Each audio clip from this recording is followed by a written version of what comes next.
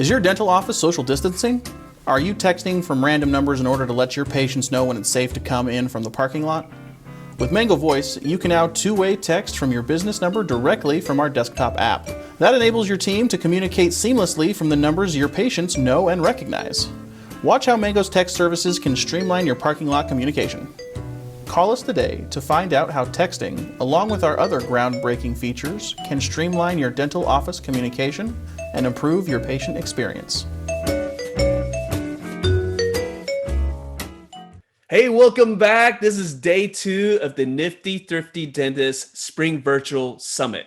Now, for those who didn't attend yesterday's event, you can watch it. Again, this is streamed live in the Nifty Thrifty group, and you can watch it, and you can also earn CE credits. There's a link up above in the post. Click on that link, and for $99, you'll get 10 hours of CE credits. Now, this event is free to watch, so if you don't need CE credits, sit back, relax, watch these amazing presentations, and level up. Now, before we get started, before I introduce who our morning speakers are for day 2, another shout out to our sponsors, because we love our sponsors, and without them, we couldn't make this happen. So very quickly, I want to give a shout out to Infinite Dental Tech, Kettenbach Dental Stores, Simplastics, Preview Dental Software, MVP Mailhouse, United Medical Credit, Mango Voice, Bird Eye, Crazy Dental, CareStack, Dental Re,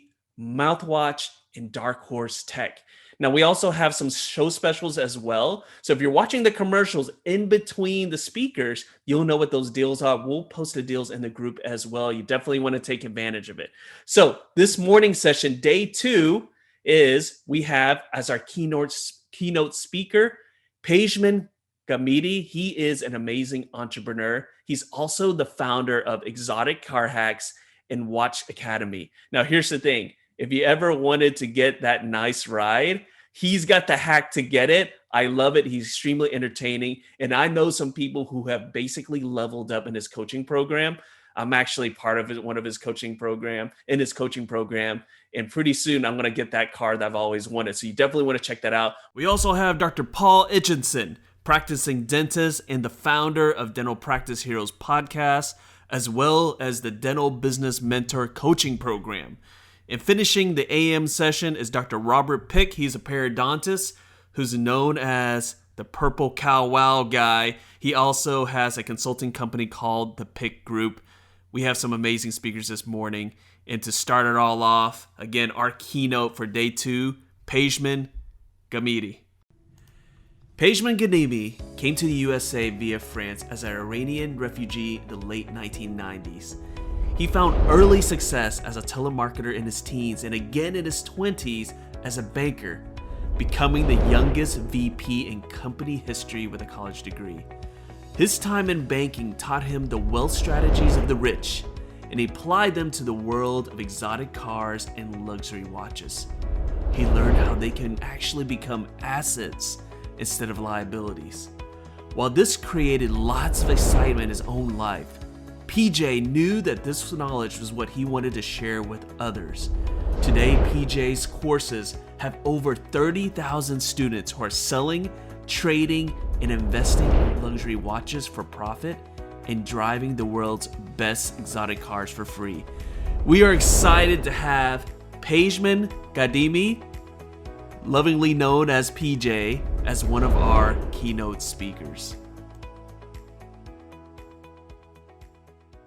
Hey everybody, my name is Pejman Ghadimi, and I'm going to head together today a presentation for you that enables you to understand exactly how to turn everything that you've been trained to know as liabilities into incredible assets. But before we get into that, today you're visiting my personal garage where I keep some of my private cars and watches, and we're going to be talking about all that through the presentation. But before we do, I want to tell you a little bit about my background. You see, because at 18 years of age, I was the youngest bank manager in the US, and at 23, I was the youngest executive vice president of a Fortune 500 bank anywhere.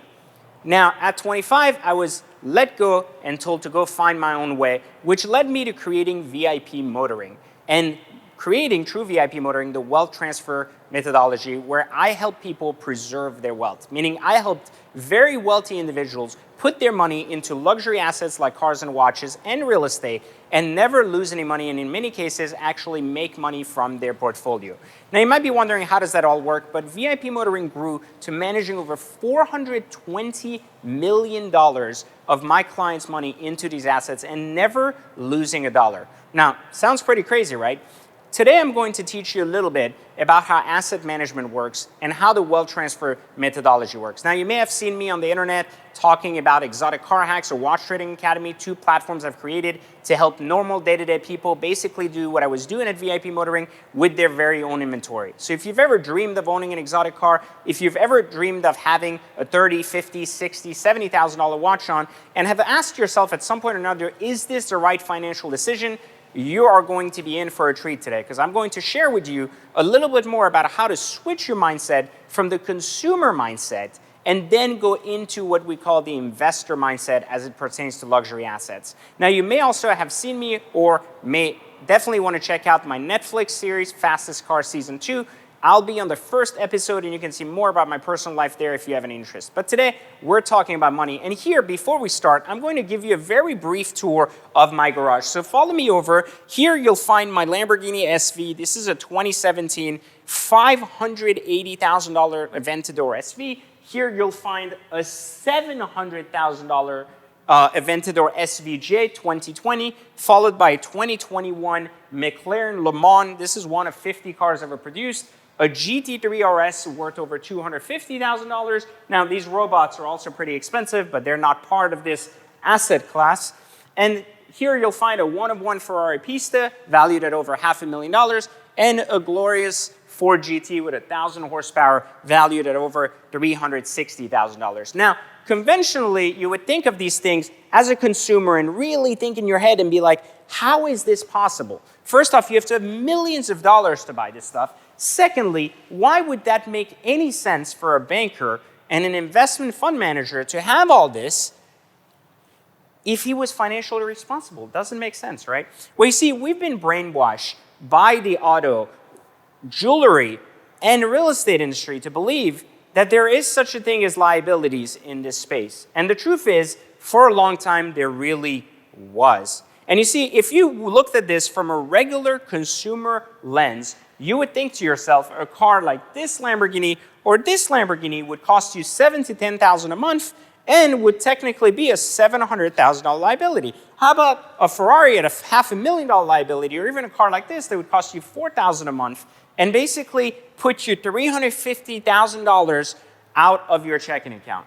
So why does this make sense? You see, for me, things look very different, because the car behind you, this blue Lamborghini, has about $100,000 in profit in it. This particular car here has about $100,000 in profit in it. This car right here has about $50,000 in profit, $70,000 in profit, $100,000 in profit, and $200,000 in profit.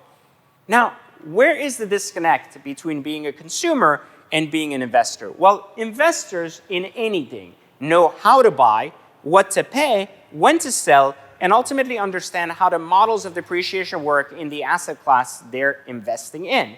And this brings me to my next point.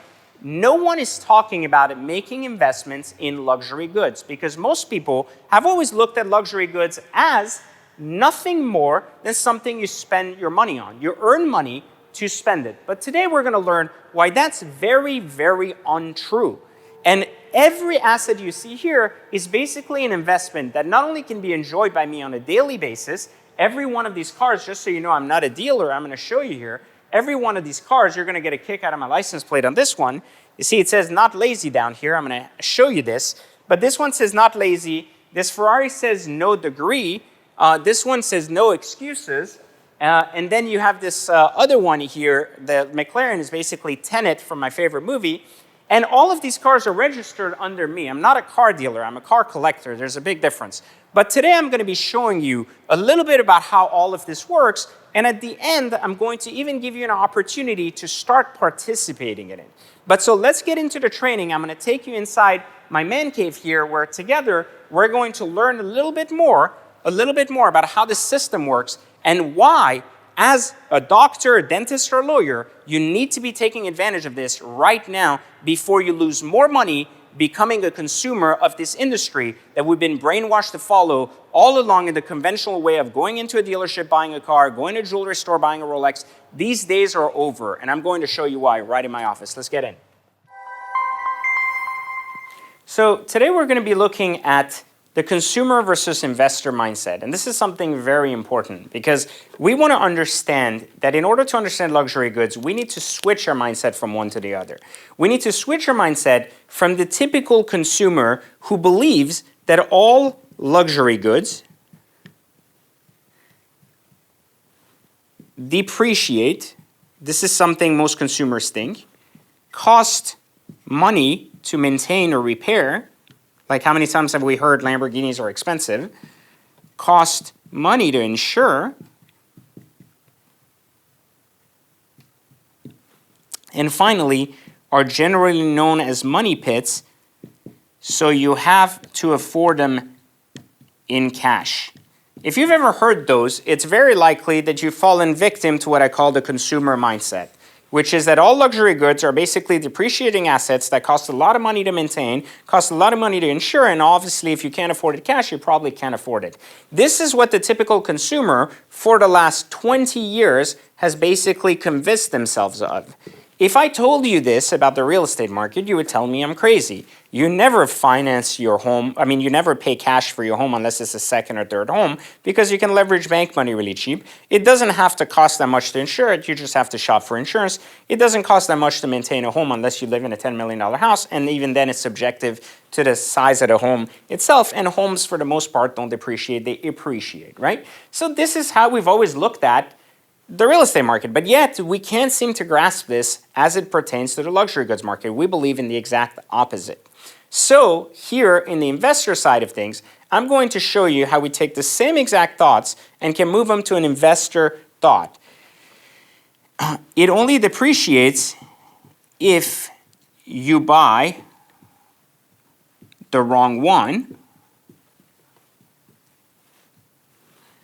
It costs money to maintain if you buy, you ready for this? The wrong one. So basically the same thing. It costs a lot of money to insure if you buy the wrong one. And it's a money pit. Can you guess what the last one is? If you buy the wrong one.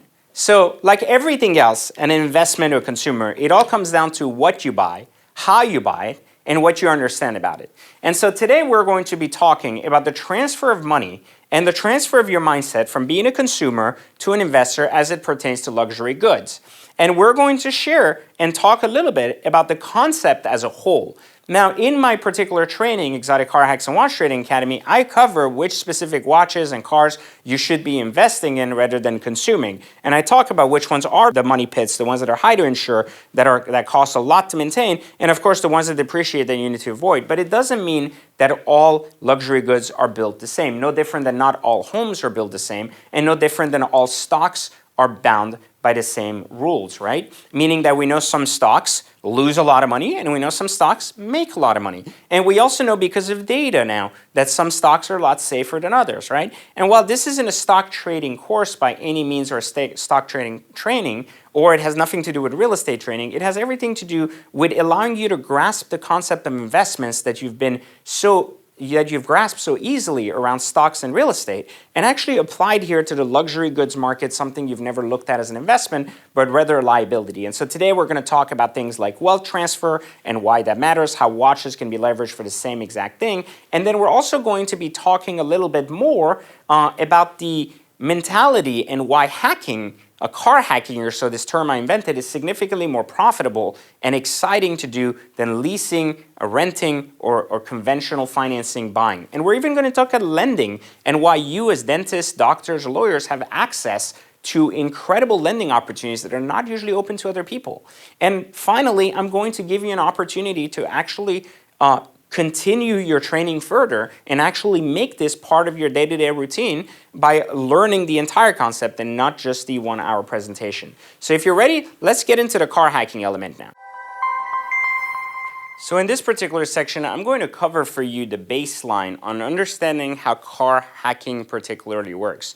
Because a lot of times we've been brainwashed for so long by the auto industry that we seem to think that leasing is the ultimate way to purchase a car. So I want to point you to what I call a lease graph. And this is the graph for what I consider a normal car. We'll call this, for example, like a Lexus, right? We'll say most people that want a luxury car either drive a Lexus or Mercedes or BMW 7 Series, S-Class, or some kind of LS 460 or 600. And so the model for depreciation on what we call a regular luxury car basically starts at the top and goes down, right? It goes down to eventually being worth zero unless the miles basically stay very, very low. But for the most part, the depreciation curve is a straight down line. On the other hand, I want to point you here to what I consider the curve here for a regular Honda, which is something else, but you can see the curve will go down faster to its zero than the Lexus, which will drag out over time.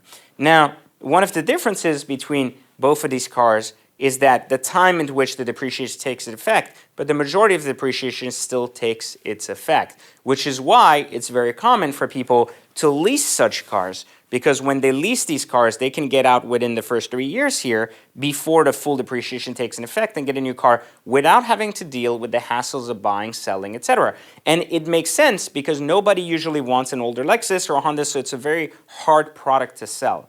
But I want you to understand the depreciation curve here on an exotic car, something like a Lamborghini Huracan, a Gallardo, or anything else. It starts here and it goes down, but it finds its way flattening and then coming back up. This is a very different curve than what you see here, which is why, on the other hand, Lamborghinis love to lease your car because they're charging you basically the core of the depreciation here and buying back the car when its loss doesn't exist anymore and riding the wave up on their own. So you're taking the worst part of depreciation from them and giving them back the car at its best time ever.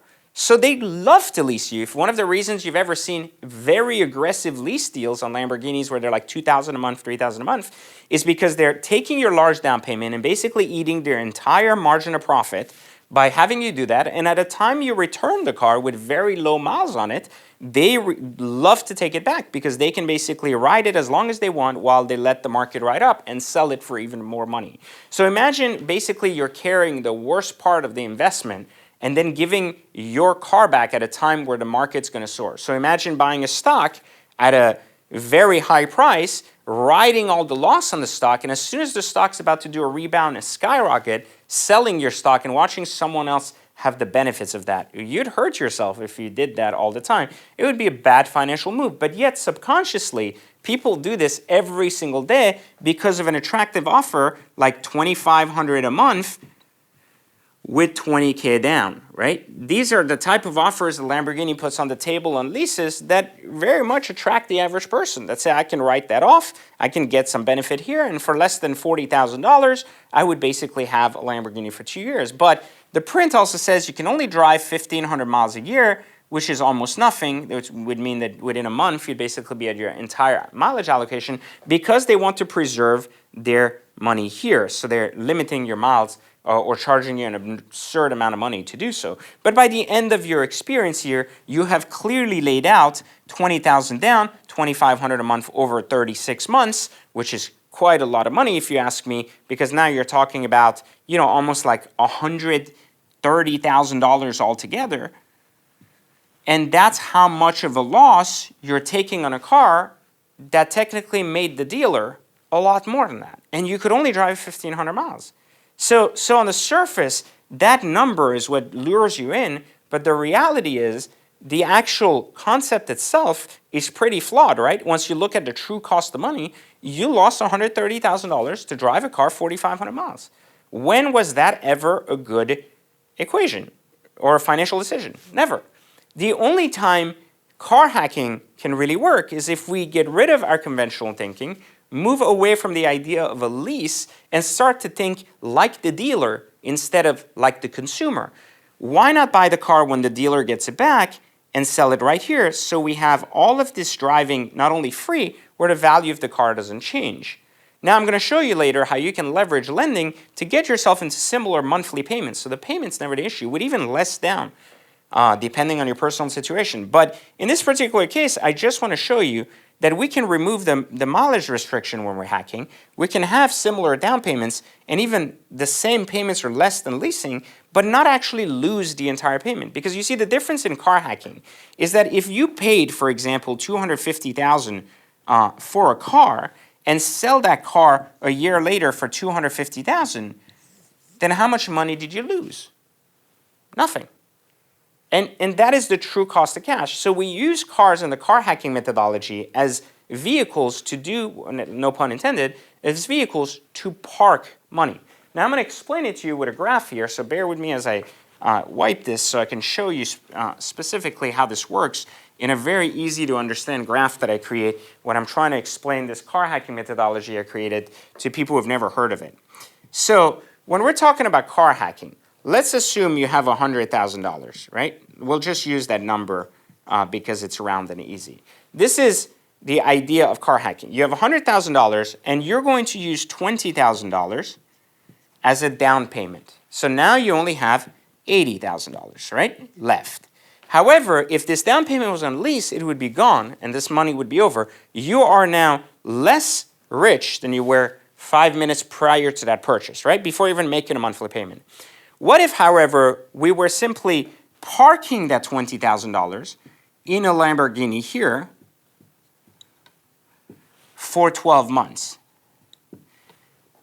If we weren't spending that money, we were parking it, then theoretically you would have $80,000 here, but you would also have $20,000 here because we parked it. The assumption of parking the money is that the Lamborghini will still bring the $20,000 back in your pocket at the time of sale, right? So if you buy the car at $250,000 here and put $20,000 down, right, but sell the car for $250,000 later, then your $20,000 come right back in your pocket, correct? So while you may feel lighter in your wallet or in your bank account online by seeing only $80,000, the difference between hacking and leasing is that the money is simply sitting here parked in a car that is no longer depreciating, but rather either at the same level or appreciating. So either A, you're going to collect, for example, if you sold the car for $260,000, you would collect technically $30,000 and have made a $10,000 profit, right?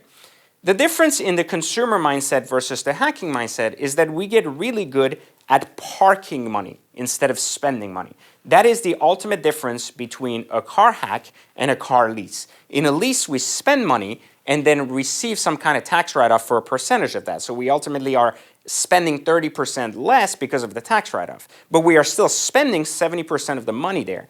However, with the car hacking methodology, we are learning to park money, which is significantly different than anything else. And I'm going to show you this as it pertains to my wealth transfer system. That's the higher end system to this that basically encompasses watches, real estate, and everything else. But this mentality of switching from consumer to car hacker means you're ultimately switching from consumer to investor. Every purchase you make of large assets is turning what you consider a regular liability, which is, you know, a 20% loss right away, into preserving the asset, which is why this was called a wealth preservation strategy when I first created it, because it enabled a lot of millionaires and billionaires to basically start moving and transitioning their money into assets that would be safe but yet enjoyable during the entire time they had it. Now, if I told you that this watch was $87,000, on the surface, that would sound like a very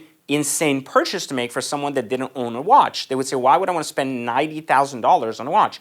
Well, you wouldn't spend it. You see, a consumer would think, I need $90,000 and I need to part with that in order to buy this watch. However, someone that has the hacking mentality and that understands the wealth preservation strategy that I teach in my course understands that they're simply parking the money in that item because the money will ultimately be retained. Now, to be fair, not every single watch model and every single car model has this strategy. That's why it's very important to go through our entire course and learn specifically which cars it works with, which ones it doesn't, which ones are at the right time of being hacked, etc., and which watches you should be buying at what cost specifically. Because not all of these items, like I shared earlier in the depreciation curve, right, all of these items go down, then come back up, you have to know what that down is and what that hold is, or when you want to sell on the high end. But you got to definitely know what that down is so that you're not losing money past that depreciation model. So the point here that I'm trying to simply make is we have to change our mindsets from consumers of goods into the mindset of being able to park money.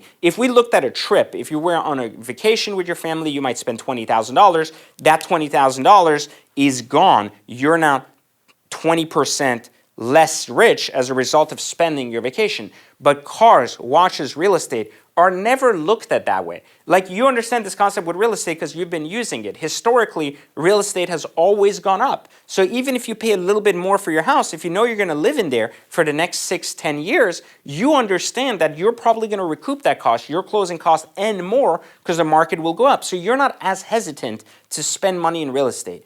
But you have become hesitant in spending money on cars, watches, and luxury goods because for the most part, you've been trained by the auto industry and the watch industry to believe that these are losing liabilities rather than assets. Now, why would the industry want you to believe that? Well, because it thrives on the idea that you will want to get rid of such assets and believe them to be liabilities, so you will be willing to take less. If you believe your Lamborghini is only worth $200,000 because of a lease, you will turn it in gladly, not wanting it to be worth $150,000. But if you understood that your Lamborghini was still worth $250,000, why would you ever want to give it back to a lease if you could sell it privately? And then comes the most asked question, well, aren't very expensive things very hard to sell? Because obviously, who's going to trust me to wire me 100, 200 grand for a car? Believe it or not, exotic cars move at a rate 12 times faster through the markets than any normal car because there is such high demand, such low supply, and more importantly, there's such an educated buyer base that understands how these cars work. When someone goes to buy a Lexus or goes to buy a BMW at a dealership, they typically are the lower scale of people that understand the automotive industry, how it works, how to get lending, and ultimately are usually on their first luxury car or second car. However, when we're looking at Lamborghinis, these are wants, not needs. And people, just like you and me, always pay more for their wants than their needs. And there's such a higher end market for these cars that currently, as today, as of this presentation, if I ever have a car in my personal collection, within 12 hours, I probably have about 10 offers higher than what I paid for that car because of how exclusive and nice that car is. And because a lot of these cars aren't produced, it's not like someone can just go and be like, okay, I'm just going to buy one in my local dealership. They're usually sold out. If you walk into a Rolex boutique today, how many Rolexes you see sitting there? Zero. If you walk into a Richard Mille or Audemars Piguet boutique, how many watches can they sell you? Zero. This lack of supply means that there is a huge market on the secondary side, in many cases even higher than the brand new market. I'll give you a very simple example of that. Urus Lamborghinis, SUVs are currently going for $20,000 to $30,000 above sticker used than they are brand new because no one wants to wait 12 months to order one. Now, how about in addition to that, a Ferrari 812 GTS could be bought at the factory for $500,000, but on the used side has to pay somewhere between $700,000 and $800,000. That means if you had one right now, you would have made $300,000. Like many of the cars in my garage that may have been looked at the beginning of this presentation as liabilities, I showed you at the beginning and I gave you numbers about what each of these cars was worth to me. And each of these cars is worth almost $100,000 above what I paid for each of them. Imagine a world where not only you're making money from your practice, but by enjoying the things that you work hard to be able to earn, you actually are able to make money or break even enjoying them. I mean, when I was growing up, I didn't grow up very wealthy at all, and I've always looked at these things as, can I afford to own them? But then later I started thinking to myself, can I afford not to own them? Because driving a regular car means you're losing money. Driving an exotic means you're parking money. So could I afford to lose money? No. So the less money I had, the more I had to utilize this methodology to be able to ensure that my money was being preserved rather than used and lost with each transaction I did. Especially because when I was younger and I was in finance, why do we work? We work to take care of our families. We work to enjoy nice homes. We work to enjoy very nice watches, cars, lifestyle. These are the things that we've been conditioned to think we have to make a ton of money and then ultimately spend the money buying the things that everybody else wants when they're rich. But the reality is, even if we have a lot of money, regardless that you're worth millions of dollars or that you're starting your first practice and have been in practice for a year and need to conserve money, this methodology will completely change your mind from a consumer to an investor in luxury goods, allowing you to enjoy all of the same benefits of other people who own these goods, except without any of the losses they face by knowing which goods to buy, how to buy them, and ultimately understanding exactly how to leverage and park the money rather than spend it. So in this particular section, I'm going to give you examples of some of the most popular hacks and what they mean on a monthly basis. Because some people that are watching this right now, some of you may actually be telling yourself, well, I still really care about what my monthly payment is. And I want to give you a good indication of how easy and more affordable this process is than buying a typical car. You see, a Lamborghini Urus, for example, is a brand new $250K car. But used can be bought as little as $200K with the same amount of warranty.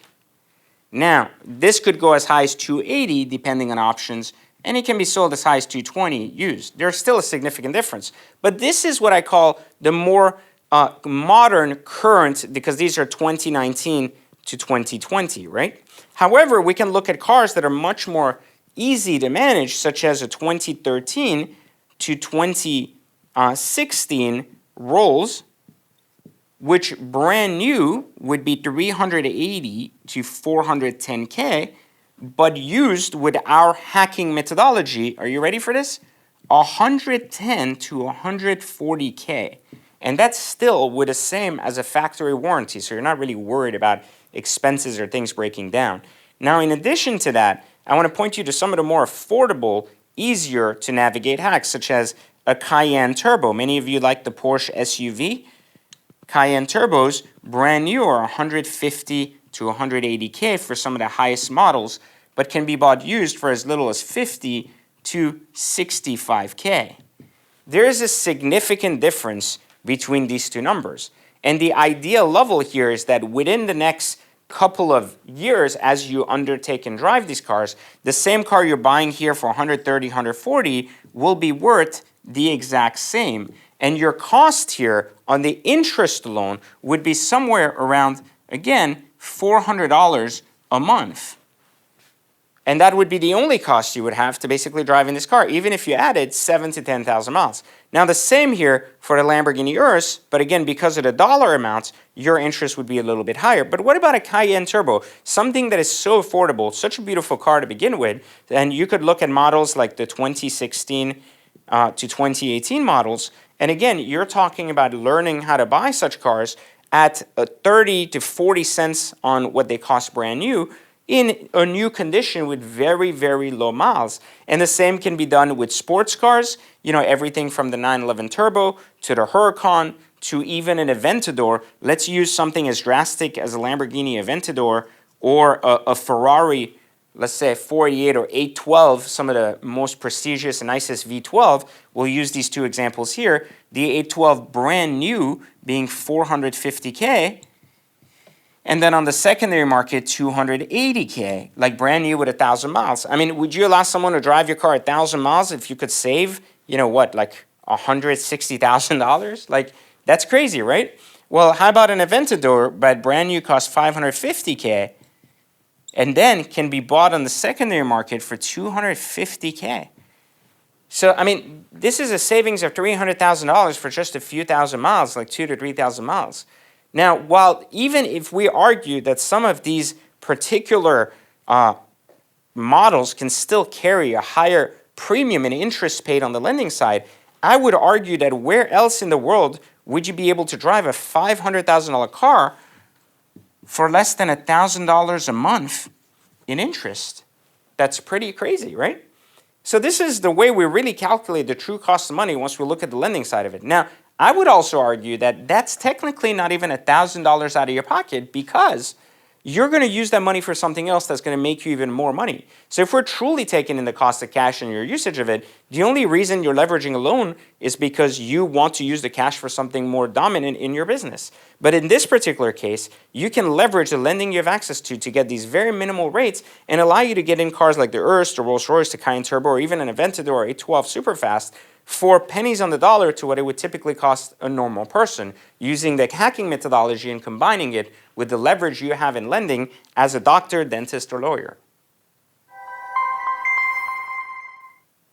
Now, watches is something we briefly talked about, but we talked a lot about cars. So let's go for a moment and kind of look at the watch model, no different than we kind of looked at the car model. If we look at a regular depreciation chart for watches, here we have the MSRP for what we call a watch at the mall or something like that, and its depreciation instantly to zero. Here we have the chart of what that really looks like, which is what we call the cash value that basically that retailer paid for the watch to sell to you, the MSRP, which is the bogus play on top as to what you should pay. And really, they wanted you to believe it goes down this way, but really its worth was already that low. You see, the average watch, even a Rolex, has between 40% to 50% margin, which means a $30,000 Rolex is making the jewelry store roughly $12,000 to $15,000. Isn't that crazy?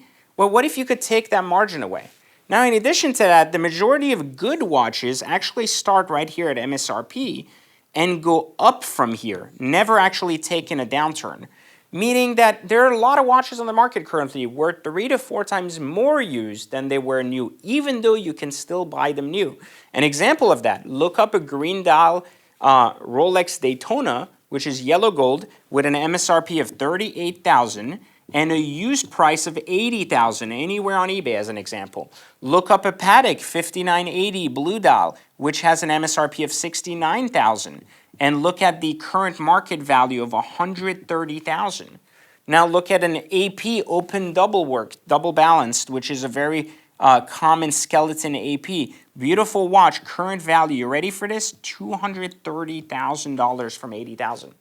Regardless that you're talking about a $30,000 watch or $80,000 watch, you're talking about humongous 200% ROIs or more. Why is this happening? Well, it is happening because of incredible supply shortages across the board of the most wanted luxury watches.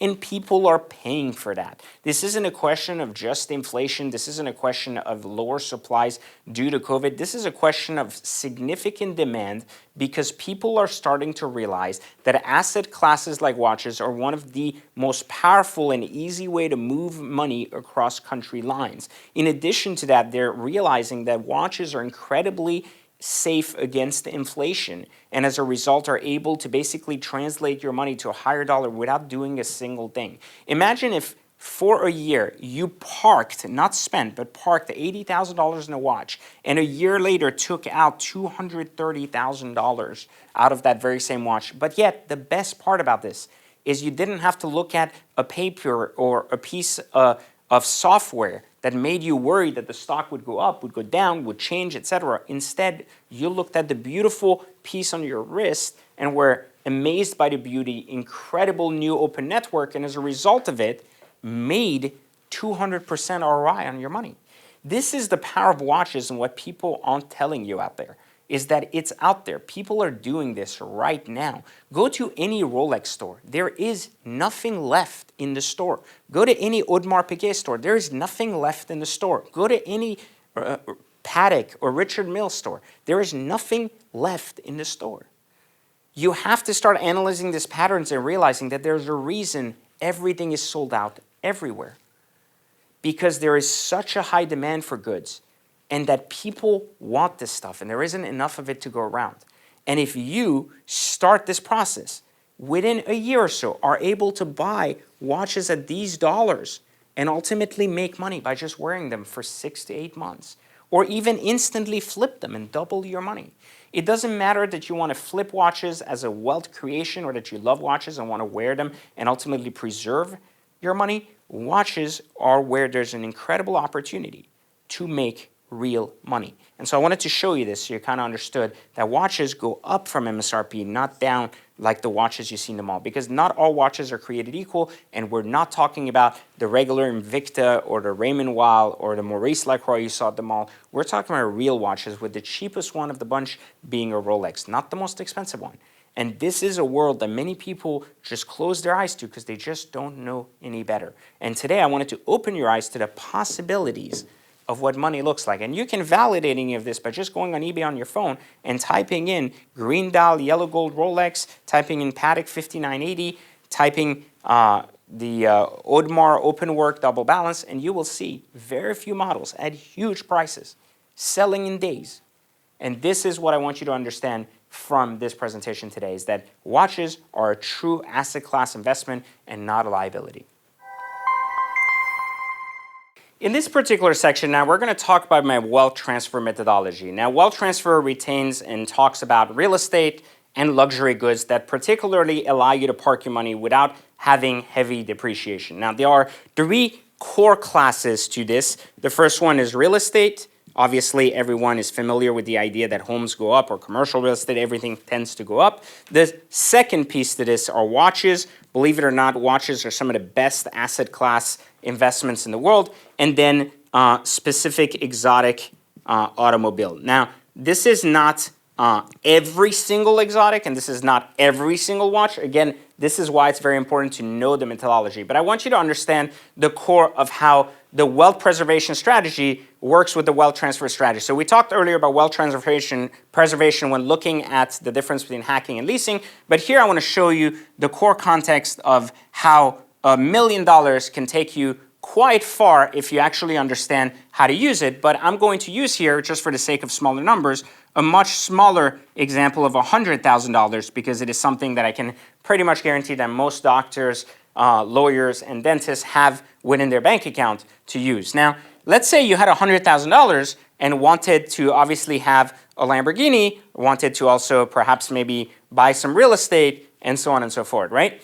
The way $100,000 would work in current state would be that you would keep going down this road where you spend, let's say, $60,000 on a car, and then would be left with $40,000. And if you bought yourself a Rolex, you would basically be $20,000 less again, and now would only have $20,000 left. So you would basically have some kind of very base model old Range Rover here, and would also have a very cheap Rolex on your wrist. And as you would use your time, would be left with only $20,000 of working capital, right? Which is not very awesome, because now it limits your capacity for use, right? So one of the ways I like to think of this model is to look at the $100,000 a little bit different. And I'm going to wipe this down here real quick so you can see. I'm going to use that 100K. And the idea of it is to basically keep the money moving. If we use $20,000 on a watch, instead of actually using it, we're going to make $5K on that watch and sell it for $25K, and now basically have $5K, right? Wear that watch for a little bit, right? Use the same leverage here to $20,000 and put it as a down payment on a car for $20,000. Now, if that car becomes worth $10K more, right, within the 6 months we drive it, we just got another $10K, and then we come back here and we're going to put it maybe in a renovation project in the house, and we're going to have the $20,000 now go here. We sold the watch, we sold the car, and now we're here back in a renovation problem with the house, right, of $20,000 again, because that's how we want to spend doing our kitchen. Now, theoretically, coming back here, you would say, well, you can't really get rid of the renovations in the house. That's a fact, because you'd have to sell your house, and you're not going to sell your house every time. But what you can also count on here is that you made $15,000 here. So by the time you drove a Lamborghini for 6 months, by the time you wore your Rolex for $20,000 for 6 months, which was a total of 12 months, and then spent $20,000 in your renovation in the house, theoretically, you only lost $5,000. But is it really lost? No, it's just moved here into the renovation. So there's $5K now parked here. There was $15K made, and there was the ability to play with a Rolex, a Lamborghini, and the renovations in your house.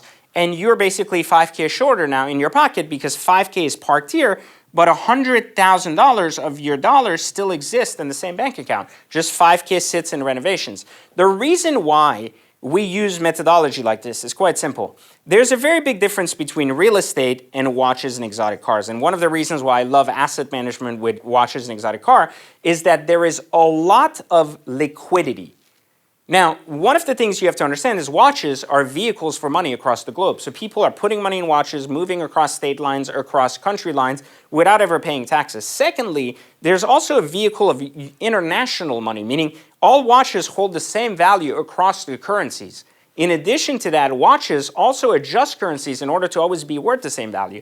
And also, watches have zero paperwork and are as easy as one wire in, one wire out, with millions of people buying watches on an ongoing basis.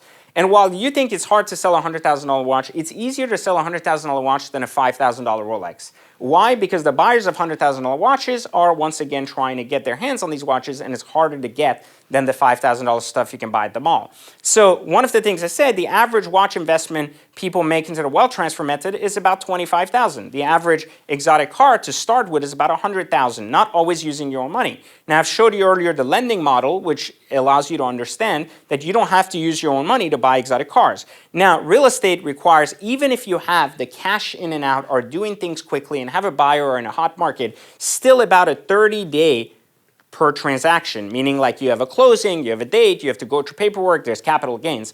Watches have, you ready for this? A 30-minute transaction cycle with zero paperwork and zero trail. And exotic cars have a 5-day transaction cycle with paperwork, but no capital gains tax. So the benefit of watches and exotic cars is the mobility of money, which is why I always said that one of the best wealth transfer methodologies is not to get the money parked in heavy amounts too long. Because if you had 100K parked here, you wouldn't have 100K to play anywhere else. So you have to park the least amount of money, which is basically the profits earned, into the longer assets while letting the money play itself. Because if you recycle this again, now you've made more money, right? The next batch, you're now at 110K in your account and can play higher. So the point of this, while maybe a little bit confusing here on my screen, is to understand that watches and exotic cars have heavy liquidity, mobility, and capacity to move from item to item, versus real estate doesn't. And while real estate may be a greater, longer-term play for many of you because it's safe and you live in the home, it's also an item that requires a higher cost up front, a higher down payment up front, and will require a lot more moving parts. Like your wife has to love the house, you have to love the house, you have to want to live in it, you have to do renovations, there's a cost of ownership, and all of these things. Things that are absent in the shortness of ownership in a car and watches. But in addition to that, the liquidity factor is missing from real estate, but it isn't from watches and cars. That's why I always said the wealth preservation strategy is best used with exotic cars, where you can enjoy cars and not lose money, and the wealth creation strategy is really used with watches. I currently income over $1 million a year collecting rare exotic watches and being able to trade them, about 6 to 8 a month. That's it. And still over $1 million in profit, not in sales, per year, just playing with watches as a collector, not even as a jeweler, not with 10, 15 million in inventory, just as a regular guy with anywhere from $300,000 to $500,000 in inventory at any given time. And I'm able to basically double my money each year by just creating this income flow from the same money. Imagine if you started here with 500K and ended the year with 1.5 million, took $1 million in profit and basically had the same 500K. Wouldn't that be an ideal scenario, and got to wear some of the nicest $100,000, $200,000, $300,000 watches? And that is the ultimate understanding of the wealth transfer strategy. And I want to show you something. You don't have to move here. I'm going to be back here in just a second because I brought with me some examples here of watches that work very well, as you can see, with this particular strategy. Now, you don't have to move. I'm going to just show you here. This, for example, was a watch that brand new cost about $80,000, currently is trading at $130,000 used. This particular watch here is a watch that was trading at $130,000 new and now is trading at $200,000. And this final watch here is a more commonly used Rolex that is somewhat more affordable at $50,000 new, but now is trading at $70,000 used. Point of this strategy is to understand that the majority of our understanding of wealth transfer comes from our understanding of which models and which car models are climbing. And to be able to get in at the right time so that we're able to leverage a strategy for wealth preservation, wealth creation, and more importantly, use the wealth transfer method to play with all our toys without losing any money, regardless that you play with 1 car, 10 cars, or anything else. Now, first off, I want to thank you for sitting through this presentation. I know it may have seemed quite long, but believe me, once you start shifting your mindset from a consumer to a wealth creator, things start to look a lot better and a lot more fun than they have. So hopefully you found something new here. Now, I want to give a big shout out to Glenn for allowing me not only to present to you guys, but allow me to bring this methodology right in front of you, because so many people are not seeing what's available for them to basically get into the luxury goods segment without losing any money. And as a thank you for allowing me to do that, I've even had a huge hookup for you guys to get access to both my platforms for the entire wealth transfer system here available to you at a significant discount. And you can thank Glenn for that as well, because he's asked me to do that, and I see a lot of value in having people who can take action on the information they're presented by ultimately understanding the full spectrum of the information. So a big thank you to all of you guys for watching. A big thank you to Glenn for allowing me to be here. And please look out for the link on your screen to be able to go ahead and participate in my wealth transfer system and allow all of these luxury goods to basically become your playground without ever worrying about losing money again. Thanks again for watching. And again, I hope to catch you in both my communities, transferring your wealth.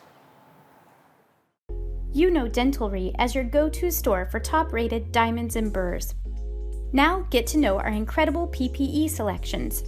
Gowns, lab coats, and level 3 masks, all with the high quality and great prices you already love. Our gowns and lab coats feature knit cuffs and comfortable long-term wear. Comfort meets safety with all of our selections. Our Super Suction 2 system has a 99.99% virus kill rate to give you and your patients peace of mind. Our Super Suction 2 features a fully rotating 360-degree arm, making it adaptable in any operatory. And of course, our diamonds and carbide burrs can't be beat. Our Nifty Thrifty deals will leave you raving for the savings. Remember to use the code NIFTYVS at checkout and go to dentalry.com today. Our next speaker is Dr. Paul Etchison.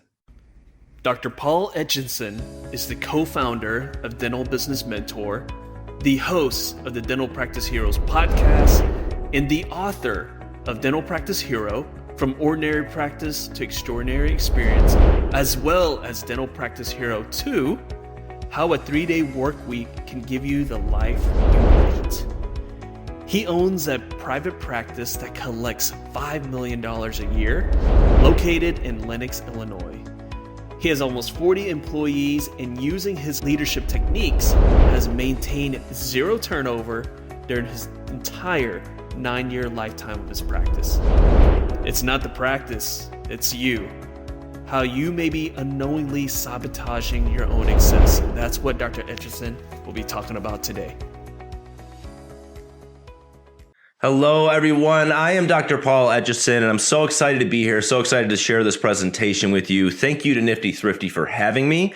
I think this is really important stuff, and this is my jam. This is what I like to talk about, is leadership and communication with your team.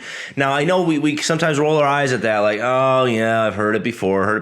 You've never heard it this way before. Okay, I promise you this stuff works, and we want to focus on the clinical stuff. We want to do all that stuff, but this is the stuff that moves the needle in your practice. Now, if you're the owner of a practice, great. If you're an associate dentist, great. If you're a team lead, or if you're just someone on the team, it doesn't matter. This applies to everyone. This isn't just for the person at the top.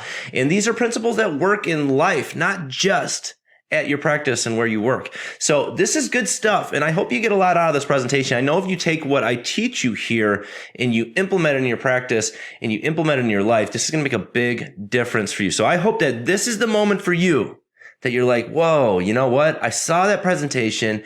I decided I needed a change, and I started doing things differently, and I started having the life that I dreamed about. Okay. Those are some pretty big claims, but just hang with me. Okay. Hang in there. I promise I'm going to deliver here. All right. So like I said, I'm Paul Etchison. This is my email. If anyone wants to reach out to me, it's dentalpracticeheroes@gmail.com. I have a podcast. It's called the Dental Practice Heroes Podcast. I've also written a book, 2 books actually. Dental Practice Hero, From Ordinary Practice to Extraordinary Experience. And then my new recent release, Dental Practice Hero 2. This is my sequel. And the subtitle is How a 3-Day Work Week Can Give You the Life You Want. I strongly believe in 3-day work weeks for dentists. I think that when you go down to a 3-day work week, you have the time and the energy to run the practice and work with your team. And that's what I really think moves the needle. Like I said before, this is the important stuff. Okay. There's also my website, the Dental Business Mentor site. That's www.dentalbusinessmentor.com. I have more videos. We have like 200 videos. That's with me and another doctor, Dr. Justin Buller. And we wrote everything, every system in our practice, what we use to train our teams. It's all there, and it's for a low monthly fee. It's great stuff. So if you're ready for an amazing practice, hey, go there. It's got all the information there. My Instagram handles at Dr. Paul Etchison and dentalpracticeheroes.podcast. So check that out if you want to know more about me or if you want to reach out to me, please do. I'd love to talk to some of you. All right. So where is my team here? This is my team. All right. This is my team in 2019. We have not taken a new photo since then because we usually do this around April every year. So we were planning on doing it in April of 2020. You know what happened last spring, 2020. Yeah, we didn't get to do it. So in this photo, I don't know how many people there are. Let's see. There's 9. Okay. 19. Like 23 people in this photo. Okay. Forgive me wrong if I count it wrong. I am up to 40 people on my team right now. Okay. So I want to take a new picture because I want this big team, show how big my team got. But this is the last team picture that we have taken. And these are a great group of girls. I love where I work. I love my practice. I love my team. I love the culture. When patients come into my office, they feel it. And it's because of the things that we are doing. And I want to add that I still have all these people that are in this picture, and I've always had the people in this picture. Okay. I had almost zero turnover. I've had one person leave my team because she was in nursing school. She became a nurse. So I want to put that out there to kind of give me some credibility. I know what it means to have a zero turnover team, and there's a way to do it, and it's not that hard. You can learn how to do this. All right. So let's think about turnover. Does it hurt to have turnover? If you've run a business at any amount of time, yes, it does hurt to have turnover. If we can read articles about it and they'll say the monetary cost of turnover is $3,000, $7,000. I don't know how much it costs, but it costs money when you have people leave your practice. You have an emotional cost, all right? You have an emotional cost that's all your team is going, why did that person leave? And where did they go? And is it better than here? Should I leave as well? Should I also go somewhere else? It's that emotional thing. It kind of hurts. And when we lose people, we can sometimes get understaffed, which makes the other people have to do more work, which makes them more burnt out, which makes them more likely to leave. And the cycle continues over and over again. So it hurts. Productive time loss. We have to train new team members. When we bring somebody on, we've got to invest this time, this energy, and sometimes, it's draining, especially if you're a long-term team member at a practice and you keep having turnover and you are the one that has to continually train people that you don't even know if they're going to stay around a long time, right? And then it feels nasty. I feel rejected. I would feel rejected if somebody left my team. I'd be like, come on, my practice is my baby. And they're like, I liked playing with your baby for a little bit, but I don't like playing with your baby anymore. I'm going to go play with someone else's baby. I know a lot of owners that feel like their practice is their baby. It just feels bad when someone leaves. And especially if it's like a lateral move, like they're going from one office, they're leaving your office to go work for someone else's office because they think there's a better opportunity out there. And you know what? They might be right. That feels nasty. If someone thinks that somewhere else, some other office to work at is better than my office, that would hurt me deep in my heart and in my soul. I don't want that. Turnover hurts. All right. Now we started, we go into life and we learn how to lead people. We learn how managers are supposed to act. And we've had managers from, when we had jobs, in high school and growing up in college until we went to dental school and all that stuff. And it gives us an idea of how we're supposed to manage when we're the person in charge. And it's usually this picture on the top. We're sitting up there, we're higher than everybody else, and we're directing them, we're go do this. And, everyone's like, man, it's going to be great when I'm the boss. It must be good to be the boss. Everyone does what you say. That's that thing that everyone they latch onto that. Everyone does what you say. Now, but we don't want to be that type of manager. Now, we want people to do what we say, but we don't want to be barking orders from our desk up there. Okay. We want to be a leader on the bottom that's leading with influence, that's up there in the trenches with your team, not leading with a title, but leading with a vision and a goal and inspiration, inspiring the team to do stuff. Okay. Now, just because are you a good boss?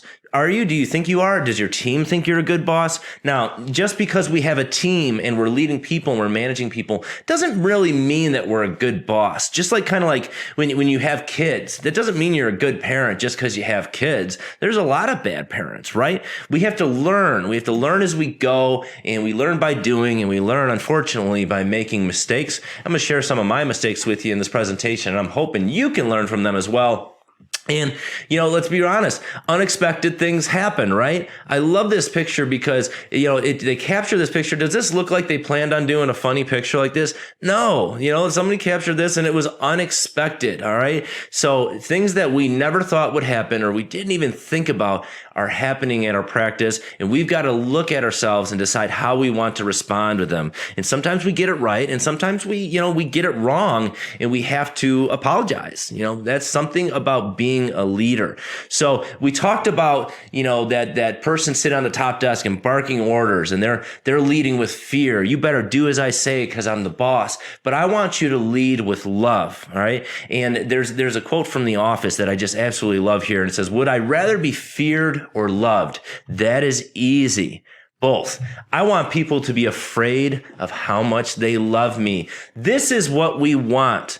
Because when we lead with fear and people become fearful of us, they armor up, they don't do their best, and they really just, that's what part of turnover is like. If you just have to tell people what to do all day, they will do the bare minimum, they will not love you for it, and they will leave. Does that make sense? Okay, so what does no turnover look like? This is my practice, no turnover. These are the great things of when you have low turnover. All right, your team members, they are committed to the growth and the common goals. They are with you in the trenches. They are on with the mission. They are stakeholders in your practice, and they want to win. They want to reach the goals with you, and they want to do everything, and it just feels good. All right, all your new hires, if you hire new people, it's to expand your reach. It's to expand the capacity of your practice. You're not filling holes. You're just hiring new people. Now, I have always said 40 people on my team, right? People ask me all the time, how did you find these amazing people? How did you find, everybody here is amazing. And the thing is I always find good people. They always just kind of show up right at the last minute. We might be interviewing tons of people and somebody comes in the office, we're like, that's the person. That's who's joining our team.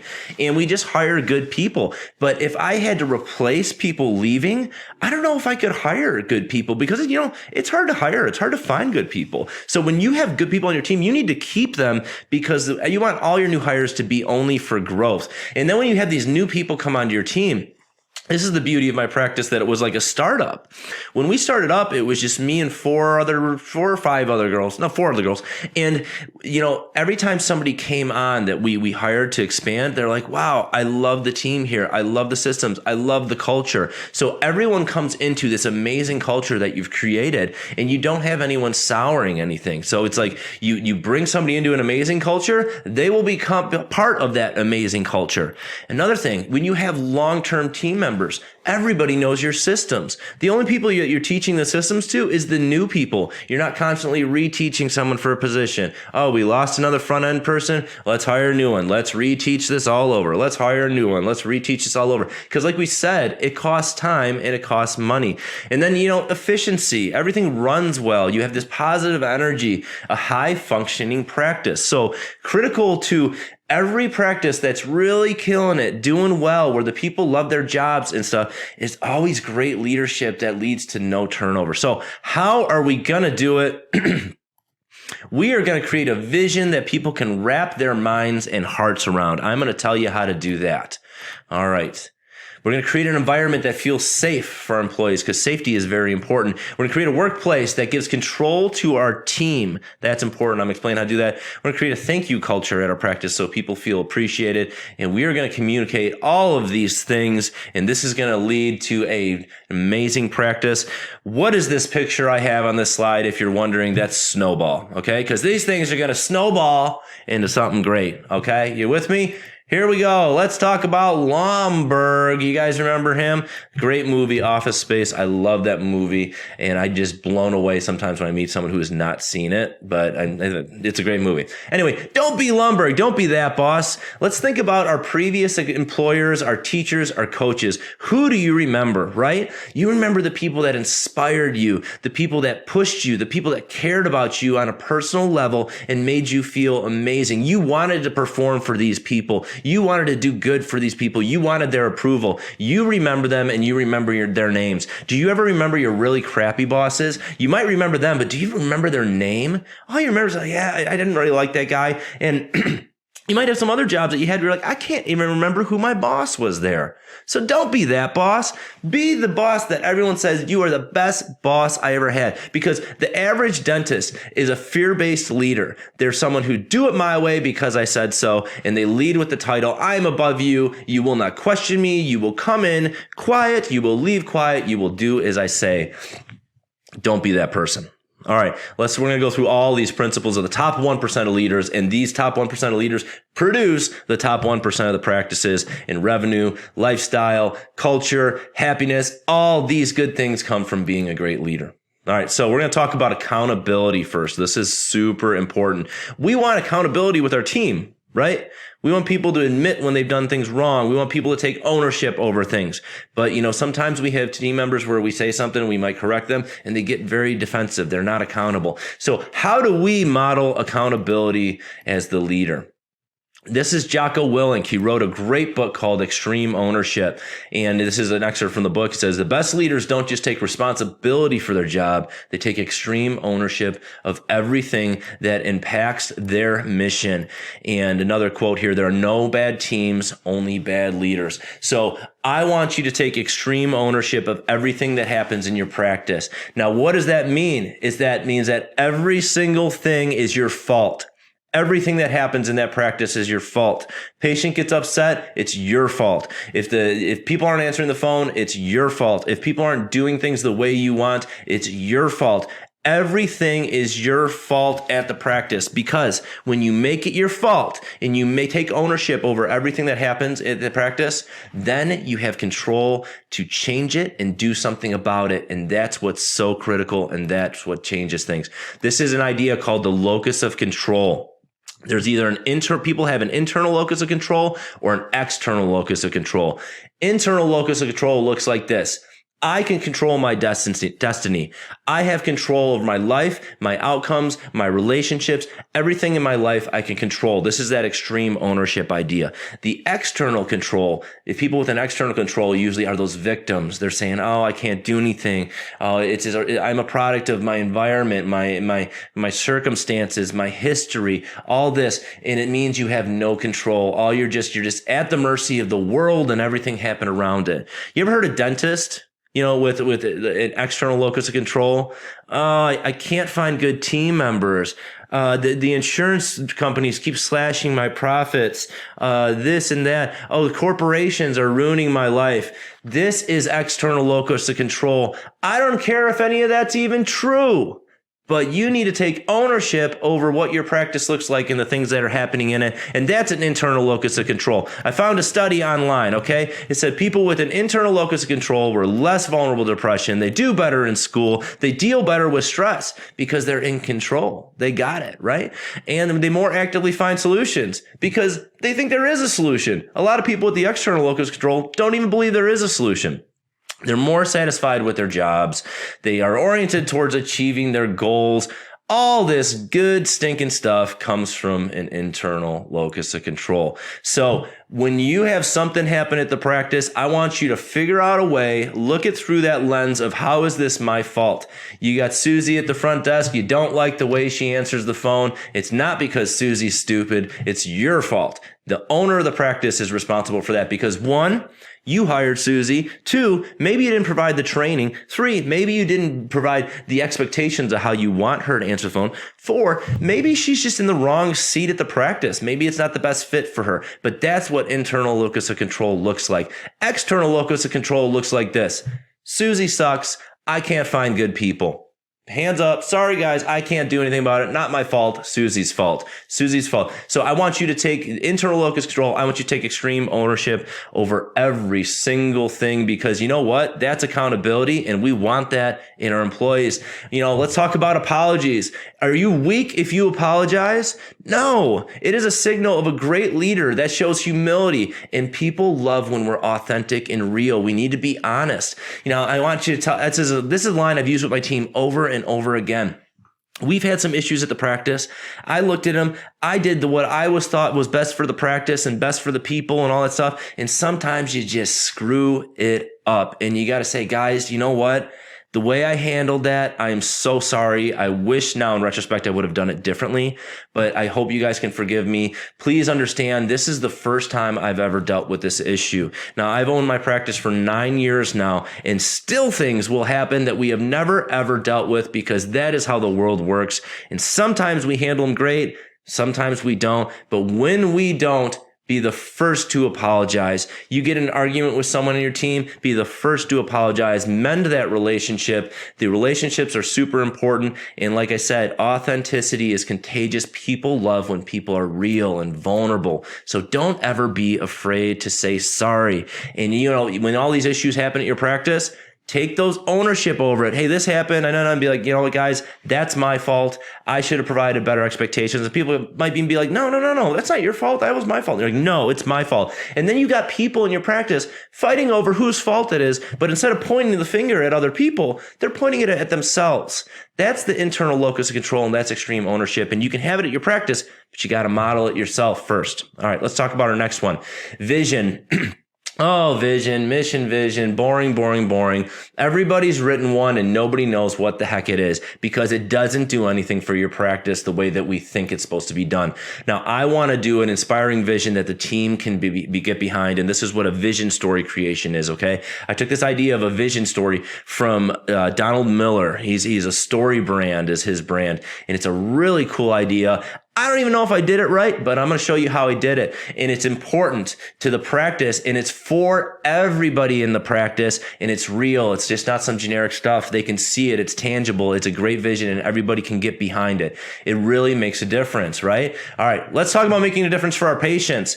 What a difference we make for our patients.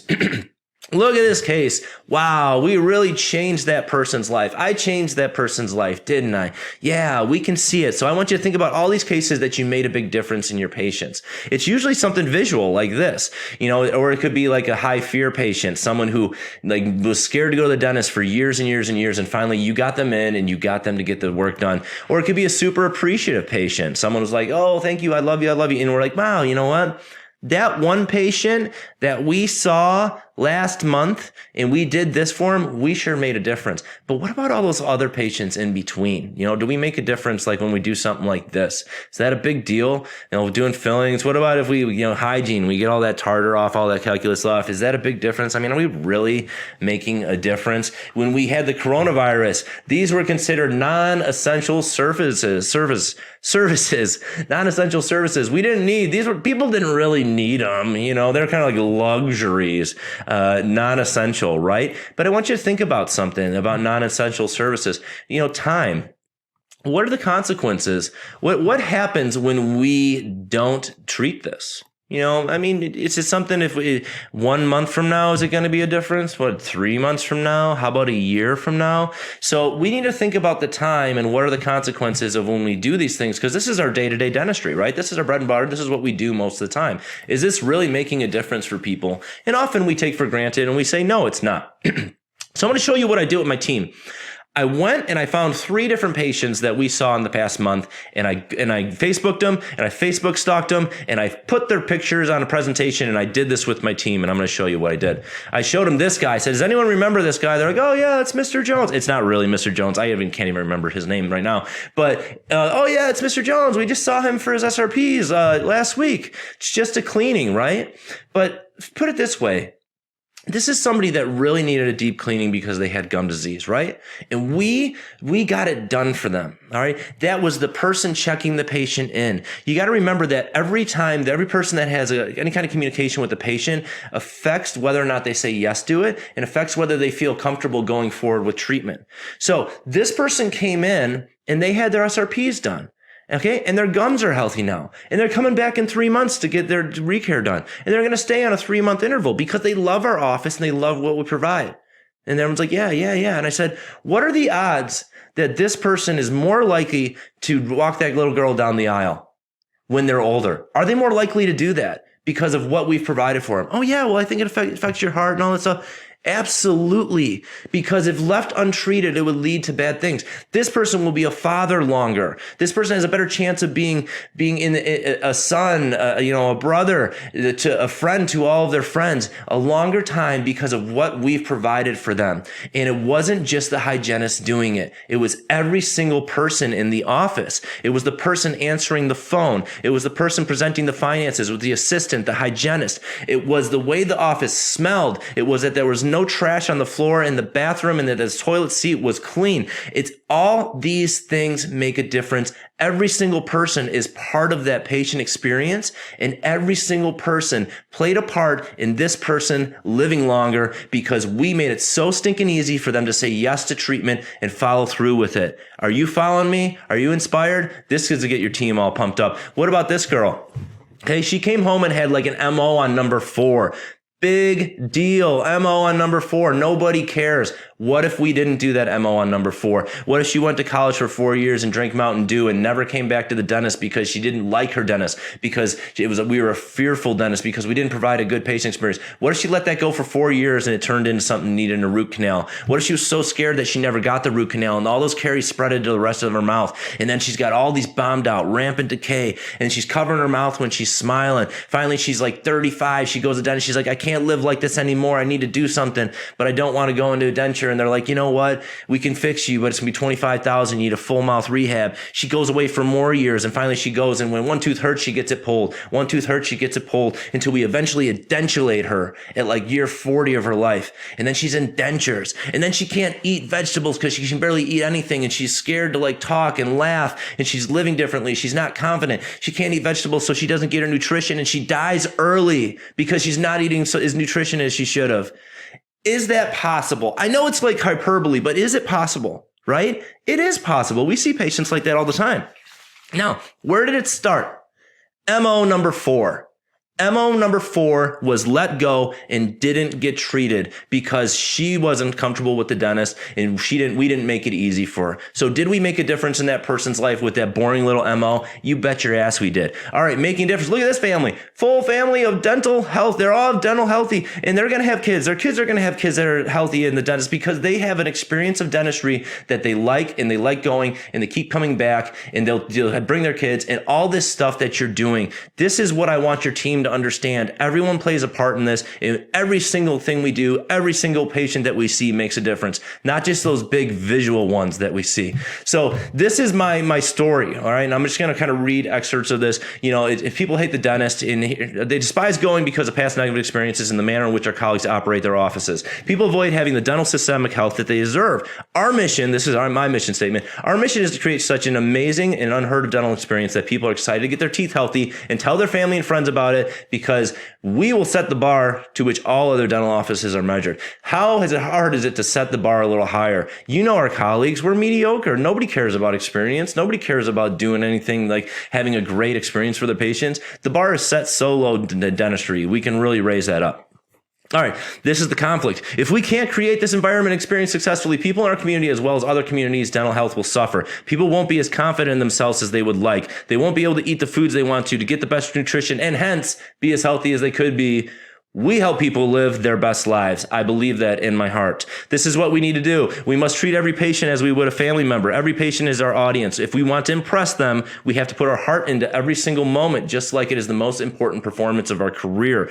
This way, they will share our story and we can help more people. That's our goal. Help as many people in our community as possible. We need to believe in what we provide. We need to believe in the value and far-reaching implications of how what we do changes people's lives for the better. I just showed you how it does.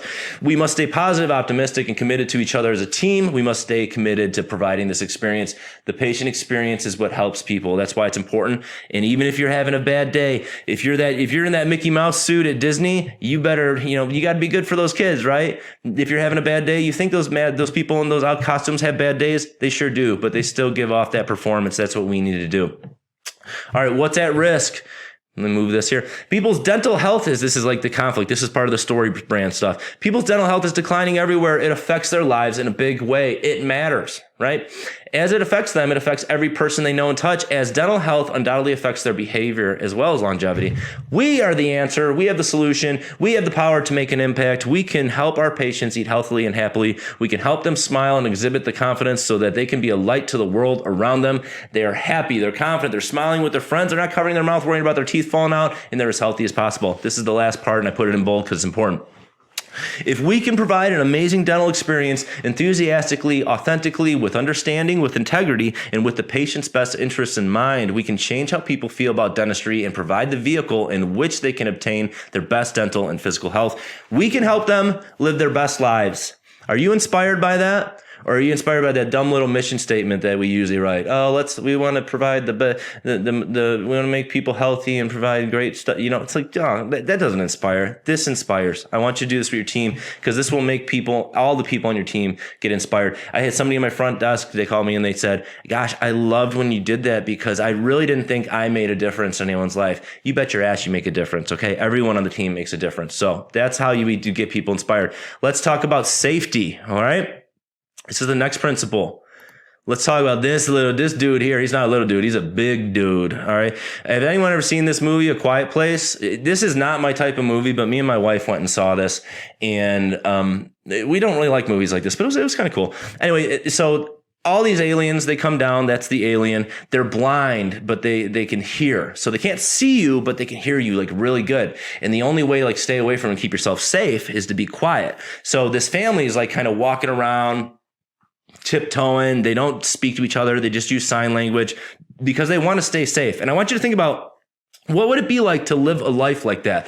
To be constantly worried that if you knock over a lamp or knock something off the table, or if you sneeze, or if you maybe snore while you're sleeping, that you could immediately be killed. Because when they hear that noise, they come running. They're quick. It's pretty scary, right? So think about that. And I'm going to tell you, all right, what the heck does this mean to our practices? Why are we even talking about a movie, A Quiet Place, right? And it's because safety is important. Safety isn't this amazing thing. It's a basic human need that we need to feel safe to be happy. And just like we need safety at home, you go home for your safe place, we need safety at the practice as well. And, we're also doing all this stuff at the practice. We're communicating, and we need to realize that every time that we communicate, every time we say something, that's a risk. We're risking that the person talked to us might think something negatively. Okay. So I want you to think about a meeting at the practice. You're having a meeting and you're sitting there, you're a team member, and the boss is saying something, and you got to kind of say, you know what, I think we could do something better. Or, you know what, I have an idea. Or you want to be you know what, I screwed something up. Or, what do you do if you want to contribute, but at the same time, you don't want to be looked as someone who's ruffling feathers, or you don't want to be looked as incompetent. You don't want to be a problem maker. The best way to stay safe in that situation, if you're concerned with that, is just be quiet. So just like the movie, the way that they stay safe is to be quiet. Just like in your practices, the way to stay safe is to be quiet. So this is what I want to give you an idea of a quiet place. We don't want our practice to be a quiet place where people feel unsafe to contribute, because when they don't feel safe to contribute, they're really kind of robbing us of that ability to collaborate as a team. I want everyone on my team to feel safe saying I need more training in there. I don't understand this. Or be you know what, doc? I really dropped the ball with this patient, because that's what's important, because then we can learn from it and be better. But if people don't feel safe, they armor up, they're scared, they do the bare minimum, and they don't want to really, they don't want to take that baton and just run with it because they're scared about what's going to happen if they drop it, right? So we want to create something called psychological safety. And this is an idea from Amy Edmondson. She's a business professor at Harvard. And, it's this idea that the belief that one will not be punished or humiliated for speaking up with ideas, questions, concerns, or mistakes. So they feel comfortable sharing. They feel comfortable admitting failure. That's what we really, really want. But, like I said, we rob our team of that contribution, of that collaboration when we create a quiet place. And we create that quiet place as a leader. And the problem with quietness and silence is it's invisible. We don't know when somebody wants to say something, but they don't. We don't know when we create this quiet place until one day, like one of our best team members comes and quits. And we're like, I can't believe they're quitting. What are you talking about? Where are you going? Why are you quitting? And they won't even give us a real answer because they're scared to tell us the truth because of the way that we behaved in the past when they tell something. When we get defensive and defend ourselves, when we point fingers at people and blame them, we create something that's not safe. So let's talk about how to create a quiet place, because this is what most of us are really guilty of this. We criticize people. We micromanage. We're always kind of telling them what to do. We don't give clear expectations, so we're always let down, and we let them know that we're let down. We get defensive when we get feedback, or when somebody thinks something that we don't necessarily agree with. We point fingers at the team. We blame. We do that. And that we don't even communicate at all. We're not communicating. We're not even asking for feedback. We're not asking people how they are. That's how we create a quiet place. And then, like I said, the emotional armor, our team builds up emotional armor, and they have to kind of protect themselves. So they do the bare minimum just to get by. We don't want a bare minimum practice. We want an amazing practice. So we need to make sure that we create that psychological safety. All right. So how do we do it? First step is we have to frame it. We have to tell everybody on our team that we want to have the psychologically safe practice. You don't need to say it. We just want it to be safe. I want people to contribute. I want people to feel comfortable. So how do we do this? We say that. We can't just say, hey, guess what, guys? It's a safe place. Let's talk about feelings. No, because safety is built one conversation at a time, just like trust is built one conversation at a time. And just like trust, you can break it in an instant if you do something dumb. All right, so I want to talk about some ideas that I preach at my practice. We preach a culture of coachability. This is what I say. I want to say, hey, guys, we are always going to be coached. We can always do better. And here's the rules. We are free to coach each other, and the person being coached cannot get defensive. Those are the rules. It's hard to do, but I'm setting the expectations that this is the rules I want. Another thing we have is grace over guilt. This means if you say you screwed something up, we will give you grace and we will not make you feel guilty. I have a lab, my assistant Lauren doesn't send out the lab case and the patient's in the chair and their case is not here. I don't want to go in there. Who did this? Whose case is this? Who did this? Lauren, get over here. Why do you always do this? I tell you, you got to send the cases out, you dummy. What the heck's going on? No, I don't care about who did it. I don't care who did it, guys. I don't care who's responsible. Let's collaborate as a team. Let's come up with a solution so this doesn't happen again, so we could take the best care of patients. Don't make anyone feel guilty. All right. We want to invite participation. And that means we're going to be vulnerable and real with our team. We're not going to be the person with all the answers. We're going to admit when we're wrong, and we're going to admit when we screw something up, because we want them to do the same thing. And we want to ask questions, and we want to listen. We want to ask for feedback. How are things going here? Do you like your job? What do you think we can do better? Is anything frustrate you? We're talking to our team. We're asking that stuff. Okay. Now, the biggest part is responding productively, because we need to respond in a manner that creates that safety. So if somebody says, I kind of get frustrated when maybe I see some of your work, doc, I just think it could be better. Okay. You need to take that as feedback and thank that person for that. You do not say, no, what are you talking about? My work? My work's great. What? Oh no, that patient was stupid. That patient was a pain in the butt in the chair. Blah, blah, blah. All right. When people offer something, when they take that interpersonal risk to share something, we need to acknowledge them. Thank you for telling me that. Thank you for contributing. I really appreciate that. That must have been hard to tell me.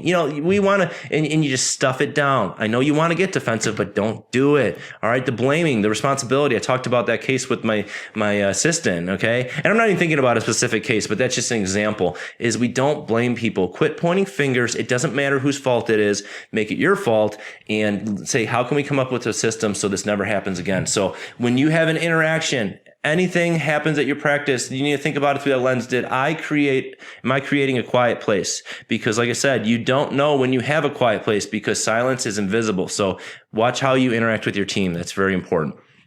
All right, control. Captain John Phillips, right? Or Captain Richard Phillips. All right, remember his ship, it was a barge. It got Somalian pirates on it. They ended up getting on this lifeboat. Navy SEAL Team 6 is in there. They got their sniper rifles. They shoot all three of those people through those little tiny lifeboat windows simultaneously. All right. Who gave the orders to shoot? Was it Obama sitting on the phone in the White House going, shoot now? Hell no, right? It's the people on the front lines. I want you to think about your practice that way. So who knows what needs to be done at your practice? The people on your front lines. You need to ask your team. All right. Ask them what's going on in the practice. Ask them what's working, what's not working, because guess what? They know, you don't. You think you do, but you really don't. All right. There's a study called the Whitehall Studies, and this is something they did with the British Civil Service, which is this big bureaucracy in Britain. And they said, who has more stress in an organization? Is it the people at the top or the bottom? Why? And most people say, gosh, it's the people at the top. They got more responsibilities. They're responsible for more things. But it was actually the people at the bottom. And then they interviewed some more people and said they tried to figure out, why do the people at the bottom have more stress? And guess what it was? Lack of control. Remember we talked about that locus of control? That lack of control. They feel like they can't control anything. It's when you don't have control, you're stressed out because all these things are happening to you and you can't make anything happen. So how can we create control in our practice? Right? That's what we want to do. We want to give our team control. Now let's think about this. Micromanaging. We don't think they can think for themselves. We keep telling them what to do. You know, we give them unrealistic expectations. We're always upset because they can never meet our expectations, when half the time it's like we're not even being clear about our expectations. We don't trust our team to do anything, right? We don't trust them. We feel like they can't make decisions, so we make all the decisions. We become the answer person. I hate being the answer person. I have been this at my practice. If you're the answer person at your practice, when somebody asks you a question, if you don't want to be, say, what do you think I would do? And they go, I don't know. That's why I'm asking you what you would do. But I want to know, what do you think I would do? And they go, maybe you do this. And then you say, yeah, let's do that. And they're like, whoa. But is that what you would do?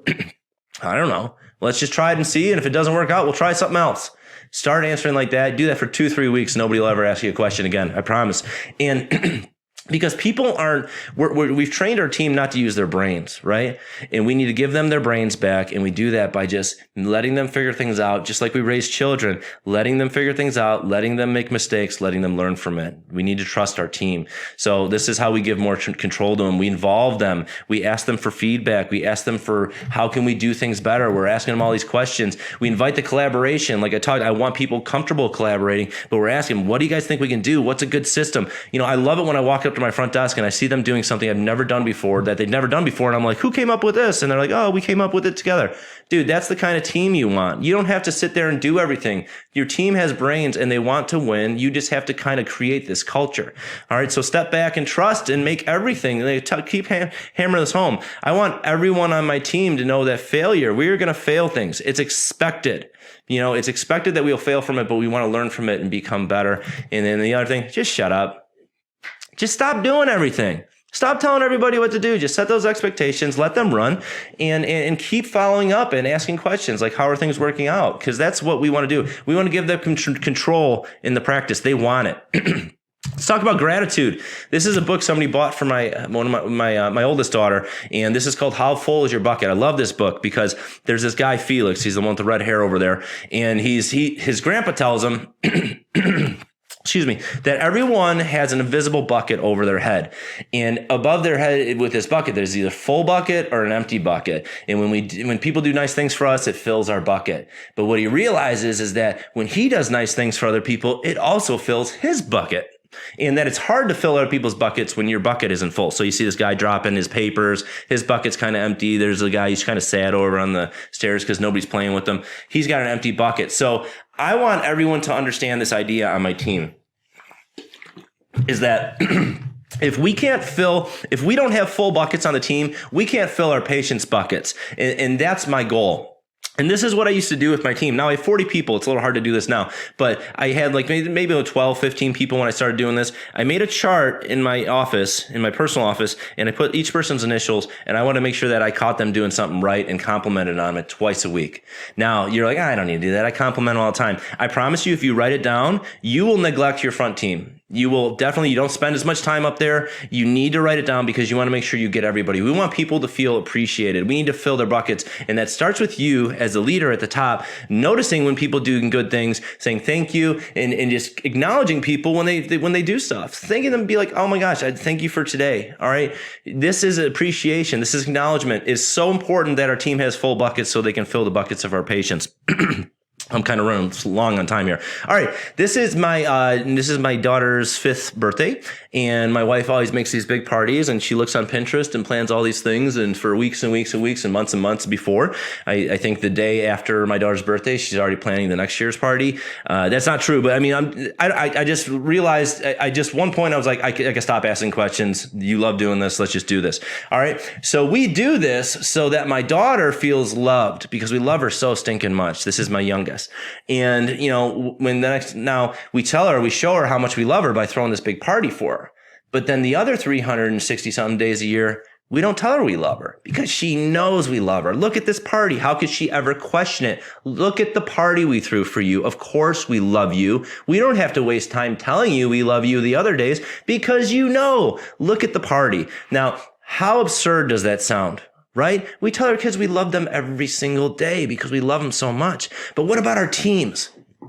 We tell them we love them at their performance reviews, and then we never, ever say it ever again. We do that. So think about that. If you think it's absurd to tell your kid that you love them only one day a year, then stop doing it with your team. Create a thank you culture with your team, thanking people for this and that. Thank you for today. That was awesome. We took thank you. And we want so many thank yous. And I did this at my practice. And then one day I said in a meeting, I said, hey guys, have you guys noticed that I'm like always constantly thanking you and letting you know how much I appreciate you?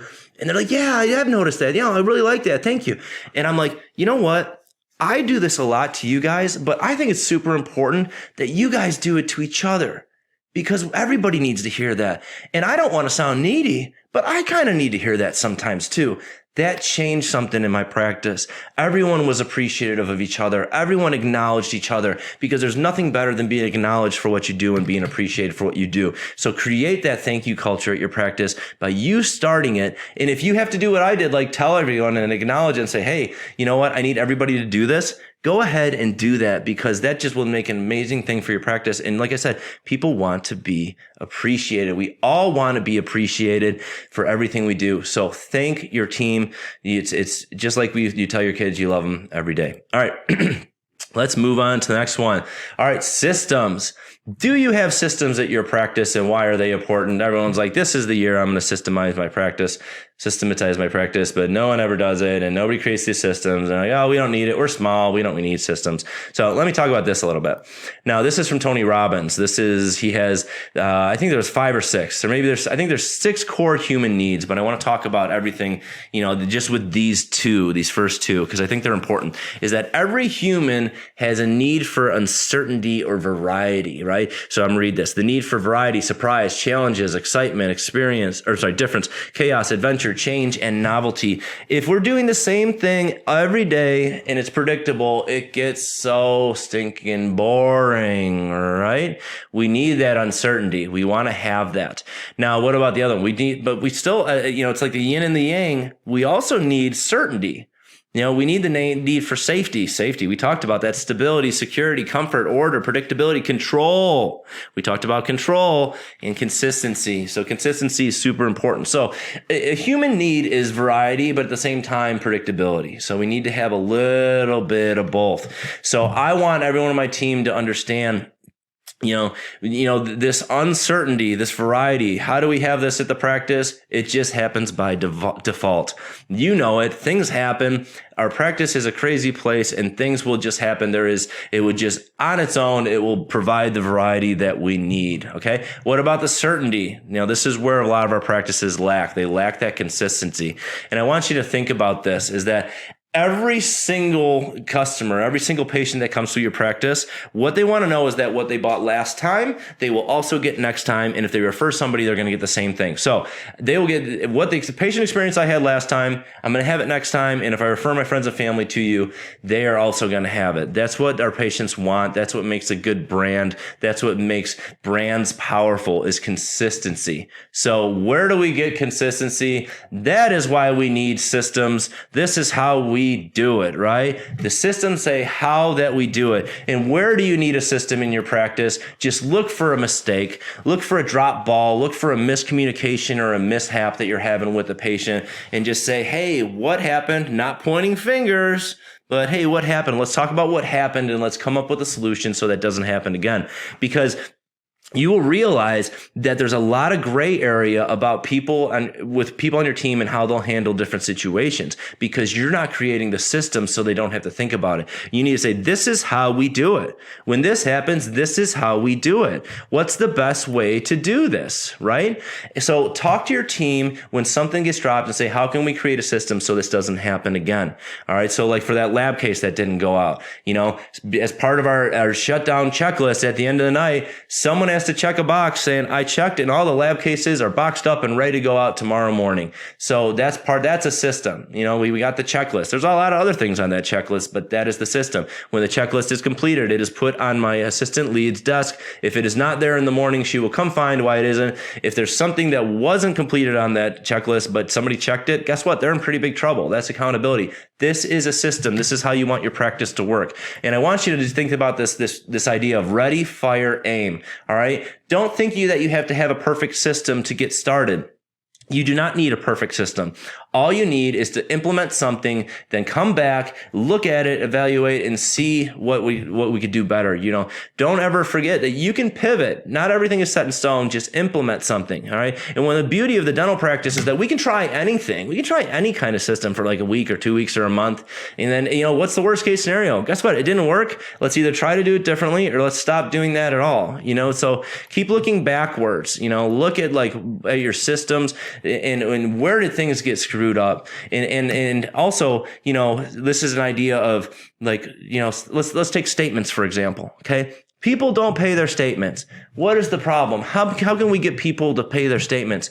Instead of saying how can we get people to pay their statements, maybe how can we make it so nobody has a balance, so nobody needs a statement? So that's what I mean by keep looking backwards. Maybe we can pre-collect before they have the work done. Maybe, we pre-collect before they have the work done, but then we're looking at a problem with maybe our no-show rate. Well, how can we get people to show up for their appointment? Maybe we can pre-collect when they schedule the appointment. So keep stepping backwards and trying to figure out what you can do and what kind of systems you can create to make an even better system and make it more effective. All right. The last thing, okay, this is my 7 things here is communication. Every issue that you have at your practice will be communication related. Every 1-star review that you have will be based off of some drop in communication. Every time you drop a ball for a patient, it will be based on communication failures. If you have, and as your team grows, as you get a bigger team, like I said, I have 40 people now. This is not all of them because this is an old picture, as I said earlier. But, as your team grows, the communication gets more difficult because you have to communicate to more people. So you need channels. And when a patient passes through your office, they need handoffs. So the way that you communicate is so important to running an amazing practice. And I think that, like I said, every issue you have will be communication related, and you need to think about it that way. What happened in the communication and how do we screw this up? How can we do it better?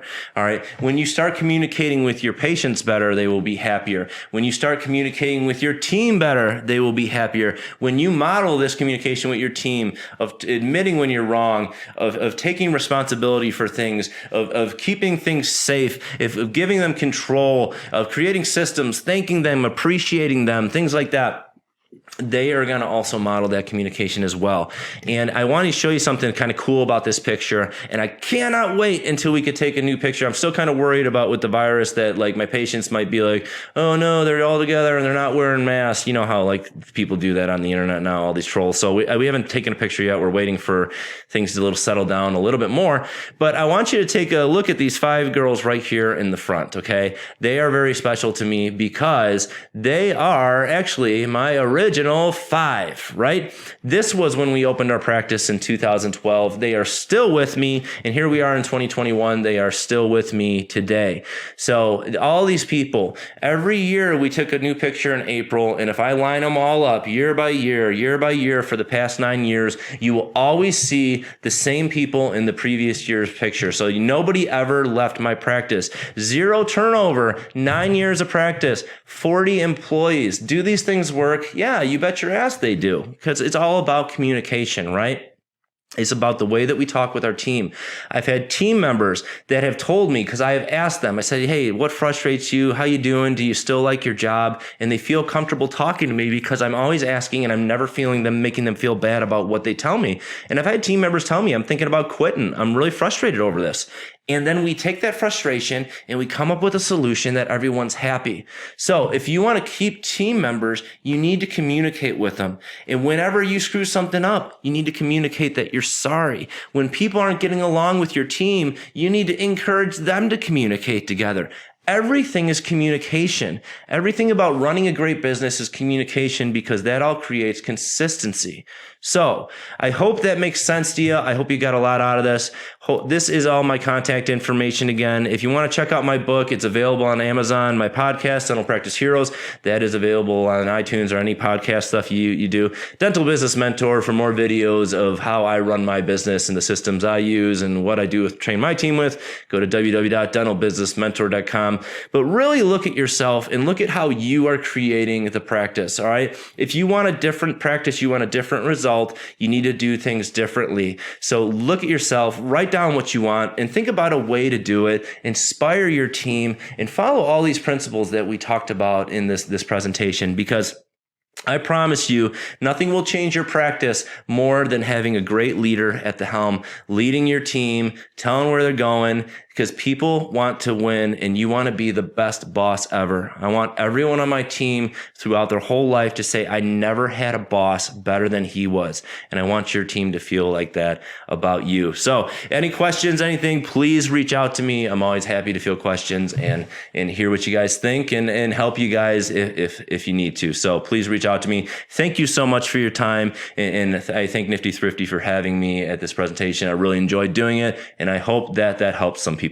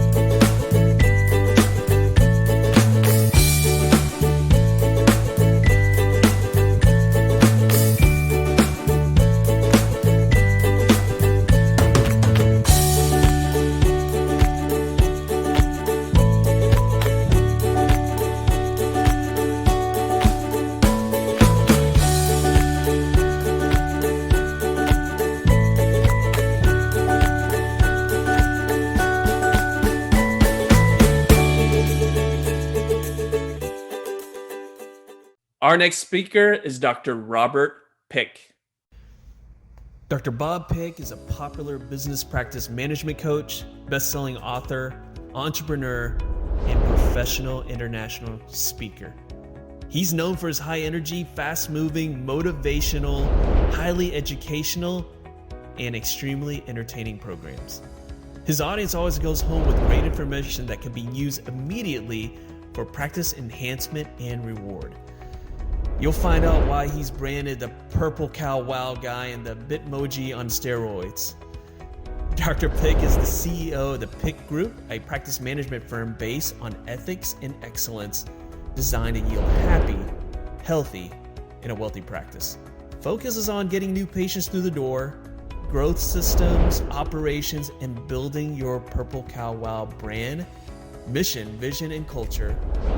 Why you do what you do, goal setting, and so much more. That's what Dr. Pick is all about. He's been recognized by the Dentistry Today as one of the top 200 leaders in continuing education, and has won this honor all 23 years that the award has been given. Dr. Pick is also an official spokesperson for the ADA, is often in the broadcast media ranging from Good Morning America, Wall Street Journal, ABC, NBC, CBS, CNN, Fox, and also the National Enquirer. Dr. Pick's vast experience have prepared him to present today's session, Purple Cow Wow Now, what they don't teach you in dental school.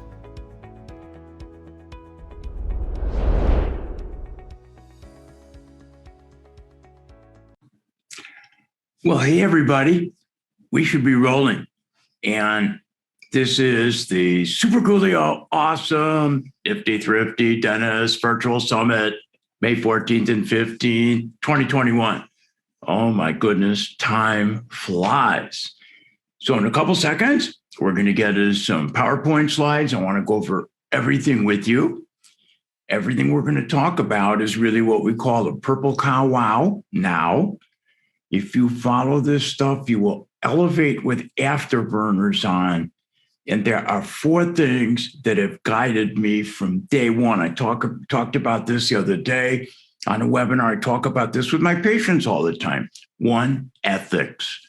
You always and only do what's right for the patient in every regard. 2, if you do a procedure, you got to do it right and well and super coolio awesome. 3, once an anesthetic is on board, no pain. And 4, surrounded by a 5-star wow Purple Cow team. That happens, man, you're cranking. I hear all the time, and I agree, dentists hire too fast and fire too slow. It's just something we're not taught in dental school, and it's sort of not what they're there for. But in today's environment, this type of stuff is huge. You know, we're taught how to live for loose enamel rods, how to prep teeth, how to put a filling material in, how to take an impression, how to do this, how to do that, how to probe. But in today's environment, you got to be remarkable in an amazing way to separate yourself from the competition. And we're going to talk about what they don't teach you in dental school. So with that said, I want to jump right on and do a screen share. And hopefully you can all see my super coolio awesome screen. And never thought I would be known for the phrase super coolio awesome, or never thought I would be known as the Purple Cow Wow guy. But it's branding. It's where things take you. It is huge. And the Nifty Thrifty Dentists, I love this. And boy, Glenville in the middle there, you're rocking it, man. This is the virtual summit. May 14th, May 15th, 2021. And let's take off. To begin, a big shout out to Glenville, a Purple Cow Wow. He's remarkable in an amazing way and separates himself from the competition all the time. It is so awesome, so cool. Just, it's awesome. So Glenn, you rock, buddy. You rock. And I appreciate the honor to be here and do this. One of my missions in life, especially as I get older, even though I'm not that old, is I never want anybody to make the mistakes that I have made. And I want them all to get there faster than they ever thought possible. I'm the CEO of my private practice. I'm the CEO of the Pick Group, a practice management coaching firm, which allows you to separate yourself from the competition. We want you to go vertical systems, you name it, getting new patients through the door. We want to make your practice unstoppable. We're doing this virtual. How cool. This is a picture of the conference room of the Pick Group with the Purple Cow. And everywhere I go, I'm with the Purple Cow. And I'm laughing, but I'll tell you why in a second. Anyhow, but I'm in the trenches. I'm in private practice, just like you all. And to me, that's important. I know what it's like you're running late in the day. Everybody wants to get out of there. You're taking impression number 18 and it doesn't come out. Just all of the things that will drive all of us crazy. And in my private practice, this is my 5-star wow purple cow team. And it's so important to have the right people in the right place, in the right position, with the right personality profile is awesomely important. This is my EAs from the PIC group, and never thought I would be the purple cow wow guy, but I love it, and I want to help others get there faster than they ever thought possible. And those are my EAs, Diane and Kristen. Let's open the curtains and see what we got. So purple cow wow, how to stand out in a remarkable way. And purple cow wow, what they don't teach you in dental school. And so we got to do purple cow wow now. And so important is doing it how and forever. Once you start this, I want you to massively super succeed. And so let's get into purple cow. Part of this can be unprecedented practice action for unprecedented times. We're living through an unbelievable time in human history, never seen before as we know it. And so in addition, unprecedented practice action for unprecedented times, this all came from a lecture I used to give called Super Powerful Management Secrets to Become a Super Successful Dental Business, peeps. Dental business. You ethically always got to do what's right for the patient with your clinical hat on first, but worn almost at the same time is that CEO hat so important. It's new patients' growth and wealth creation. And oh yeah, the rules of the game have changed. One of the things we're going to talk about is using retreats to become a Fortune 500 dental business. Who doesn't want to be a Fortune 500 dental business? There's a reason Fortune 500 companies are successful. Imitate it, put your own spin on it, and crank it. Okay? If you pay attention, everything I'm going to talk about, there's no question from stats we've done, you're going to add $185,000 of production without spending a buck. May cost some time, but who wouldn't want to add an extra $185K? Let's talk about the purple cow. It's a book from Seth Godin, a New York Times bestseller. I was doing an interview maybe about 4 years ago, and I was in a different setting, and somebody said, "What's that little purple book behind you?" And I grabbed it, said, "It's Purple Cow by Seth Godin." And I go, "It's actually a little book, and you can read it in number 2 bathroom breaks." That's all I'm going to say. So what's the purple cow? And if you're driving up in Wisconsin, every cow is a black and white Holstein cow. And all of a sudden, if you saw a purple cow, great shape, you'd slam on your brakes, grab your smartphone, take pictures, take videos, send it to everybody. So part of success in purple cow is finding an awesome way to stand out. You want to be the purple cow in a field of monochrome Holsteins. You want to make your practice purple cow wow remarkable now. Okay? Purple cow is something we're talking about when you blow the patient away. Oh my God, you're my favorite. I've never had an experience like this. That leads to 5-star Google reviews. Purple cows are worth noticing. Purple cows are exceptional. Purple cows are new. Purple cow is huge. I'm purple, they're not. And think about that. I want you to start thinking about that when you get in your car on the way to work, when you're in the office. What can we do that's purple cow? Wow, purple cow is interesting. It's purple cow. Boring and routine stuff is invisible. It's your typical black and white Holstein cow. And branding is huge. Never know where time takes you. I did a thing for Lentau and raving patients, and Lentau sits down with the purple cow wow guy, Bob Pick, to talk about steps you can take to make your practice a Fortune 500 dental business. So branding, it's no different than I have a Purple Cow Wow mug, and it was given to me by a coaching client. Here's another Purple Cow mug. And so branding is huge. Wherever I go now and I give a lecture, I give a Purple Cow to somebody that does something amazing during the program. Okay. So you must develop your Purple Cow Wows in every aspect of your dental business, not practice, dental business. Huge, huge, huge. Everything, as I mentioned, is based on ethics and excellence always. Okay. So let's open up the curtains on this one. And one of my own quotes, image coupled with a strong performance is unstoppable. Think of Michael Jordan, always well-dressed, always well-spoken. On the court, did his thing, something unbelievable. Tony Robbins, great image, great speaker, great motivator. Here he is in his corporate jet. And I want everybody to do this. Put your hands up like this. Yeah. Hopefully everybody put their hands up.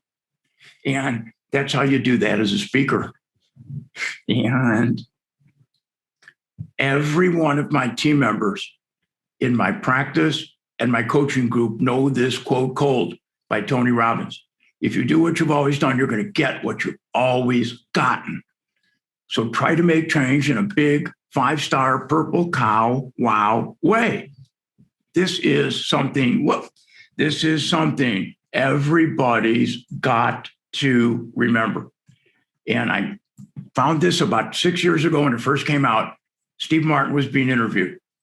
And I play the interview and use this quote in the beginning of every one of my own team building retreats, which I started in 1998. They're now biannual 2-day retreats. When we do a premier retreat, everybody walks away knowing, be so good, they can't ignore you.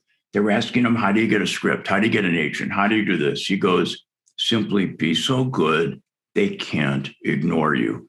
Think about that as well when you get in your car. What are we going to do with this Purple Cow Wow? What are we going to do that makes us so good they can't ignore us? So cool and important. All right, we have Pick Group Top Secrets. Number 44 is understanding behavioral styles, personality profiles. This is so important, people. It allows you to increase your understanding of human nature, increases your insight in your own behavioral style. And when you know DISC, oh my goodness, it allows you to better understand your patients. You can relate to their behavior. You can sort of imitate them, and hence better communication and better case acceptance. Allows you to better understand your team's behavior, hence better communication, understanding, and less team conflicts. Let's take a look at this. D stands for driver, the bear. I stands for interactive or expressive, hence the monkey having a fun time. S stands for steady relator. And with C, you absolutely have to have your glasses on. The analytical, calculating owl. So if you noticed on each one of these, I changed my voice, my tone. I never talk politics. I've had these pictures up for years. They're funny. Driver, Donald Trump, my way or the highway. This is what we're going to do. Got to do it now. Here's what we're going to do. Simon Cowell from America's Got Talent. All right, time out, off the stage. You forget it, goodbye, not happening. My way or the highway. So if I got a driver, and if your team is 5-star Purple Cow Wow, they're going to know the personality profile from the patient talking on the phone. We meet all of our new patients in something called a preclinical interview educational conference room, smaller room away from the dental chair where they're met. There's diplomas on the wall. There's a leather book, what others are saying about us. I got a computer screen, a Dr. Pick's educational material, 2021. And it goes on and on like that. If I got a driver and the assistant backs it up from, the phone call. He's the CEO of this company. He's head of a bank. Simon, when we do this stuff, with your permission, I'd like to get to the bottom line, like to maximize time. Let's get rolling. They're looking at their watch going, yeah, speaking their language. And I want it done, and I want it done right now. So driver personality. I stands for interactive or expressive. Dolly Parton. Jim Carrey. The face says it all. Interactive or expressive. And watch my hand movement. So if I got Dolly Parton in the chair and we're doing veneers, oh my God, when we get those veneers done, your smile is going to be so awesome, so amazing. Oh my God. You're talking their language, and you got to be a little bit expressive. Not everybody is expressive. Somebody that's analytical can be a little bit more expressive. And let me tell you what happened to me. And S stands for steady relator or amiable. If you've noticed, I've changed my voice tone. I'm a little bit more quiet. I don't care what religion you are. I don't talk religion, but oh my goodness, the Pope is the most sweet, steady relator I know. He wants everybody to do well, and let's do it like this. On a funny side note, it's hard to believe he was a bouncer at one point, but amiable, steady relator. Julie, when we do this treatment, this is a big step, and it can be a tough decision. If you'd like to go home and talk to your husband, we can do a second consult at no charge. I can do a Zoom call with you, whatever you'd like to do. I'm talking their language, okay? We're all in this together, so we're going to work as a team. Got to have your glasses on for C for sure. Mr. Spock, calculating, analytical. Albert Einstein and Bill Gates. And, you have somebody analytical, and you're going to know by the Met history. They're a computer engineer, software designer, accountant. And, Bill, when we do this implant, it has to be done statistically correct. I have to have my I's dotted, my T's crossed. Everything's got to be done exactly as it's planned. If you'd like, I'd like to give you some analytical information to read about this, and I'd like to get the correct time scheduled. I'm talking their language. And can you provide documentation for your claims? And when you look at this, most people have a primary and a secondary personality profile, okay? Sometimes people will go, oh God, this personality's better, this personality's better. None are better. There's no best style. We're all different. And man, once you understand DISC, one of my early mentors, Pete Dawson, and boy, when Pete knew you, Bob, if you don't know DISC and know it cold, you're missing the boat. So let's have a little bit of fun. Dr. Phil. And most people have seen him on TV. Now, I know that you know that I know that you know that I don't know where you're from, but let's do this. I know. So Dr. Phil, his primary personality is driver, my way or the highway. Secondary, look at the middle picture, expressive, DI, okay? Driver, expressive. And how about the purple cow? And yes, I'm expressive first. And when I took the test, I was high D, high I, almost no S and no C. So under normal circumstances, I'm expressive. Under pressure or tension, I'm a little bit of a driver. Let's go. Let's get this done. Pick group, top secret. Number 11 is habits. Habits are huge.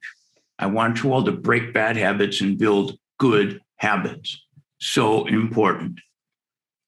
Habits, man, Brian Tracy, probably one of the best people on this. His quote, good habits are hard to form, but easy to live with.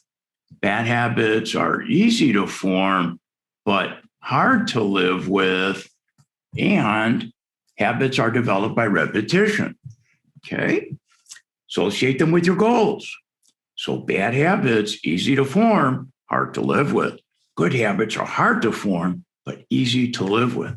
I want you all to develop great habits. We know on an average it takes 66 days to create an awesome habit. Associate habits with your financial goals, your business goals, your team goals. It becomes habit. And I love this quote by Bill Walsh. Money flow starts with mind alignment. I saw that the other day and I was like, bingo. Okay.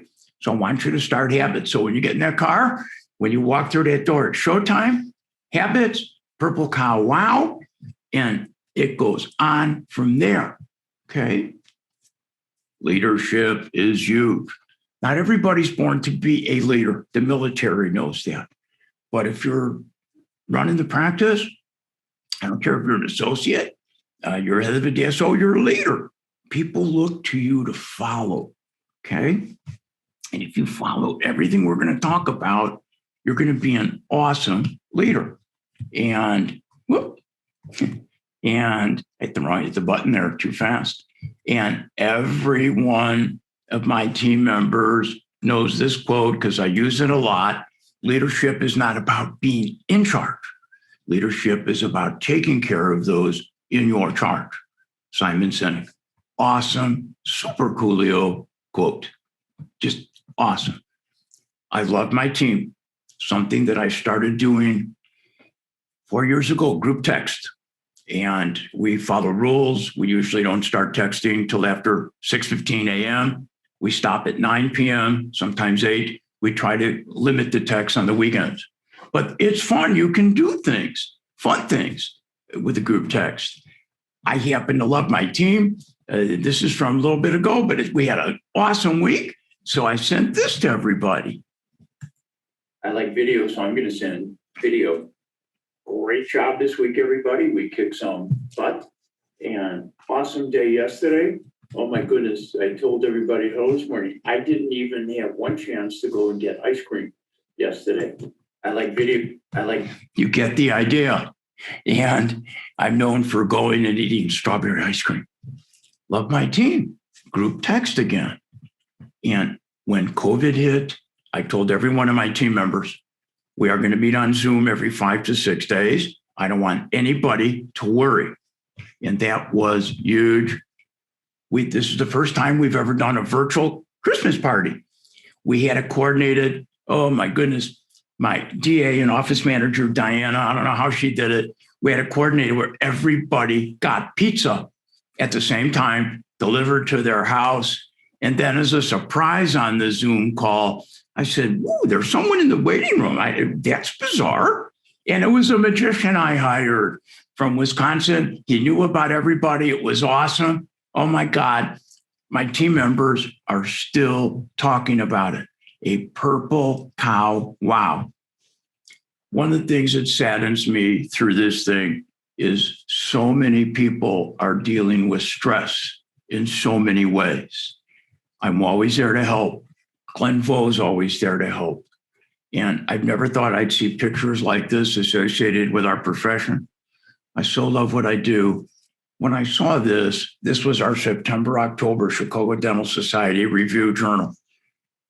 Uneasy feeling, economy, civic unrest, and pandemic strained dentists, mental health. My heart broke.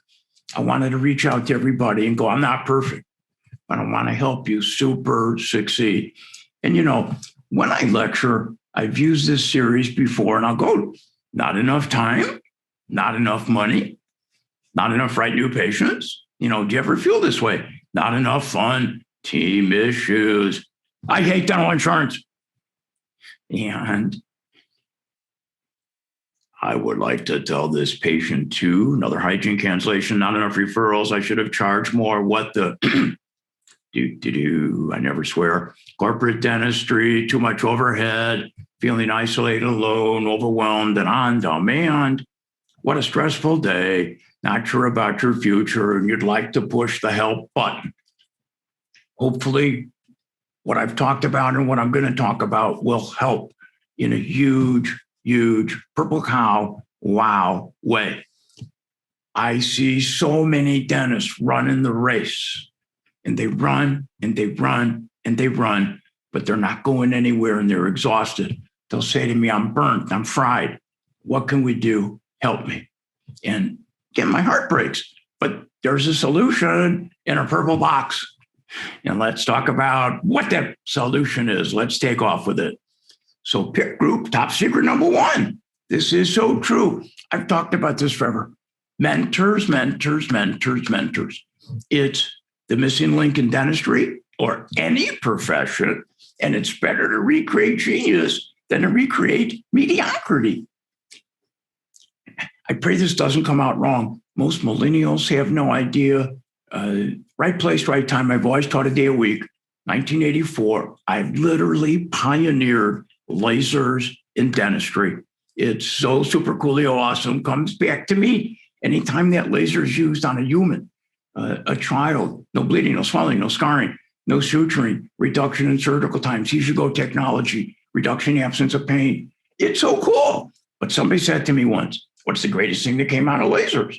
And I co-wrote the first textbook, first 20 articles or so. And I always gave it my all, even though it was one day a week. I said, that was all awesome. But it put me face to face with the leaders of dentistry at the time who took me under their wing. They were mentors and they taught me so much. And we're all in, we'd be at this meeting together, that meeting together. My early mentors, poor Pete Dawson, all the way on the right, passed away last year. He's no longer with us. Oh my goodness, I learned so much from him. Garber, Goldstein, and Christensen, Tarna. Oh my God. I will never forget 1985. I did a live TV at the Hidman meeting. Then I was lecturing in the afternoon. And it's the only time I ever was kind of got scared lecturing.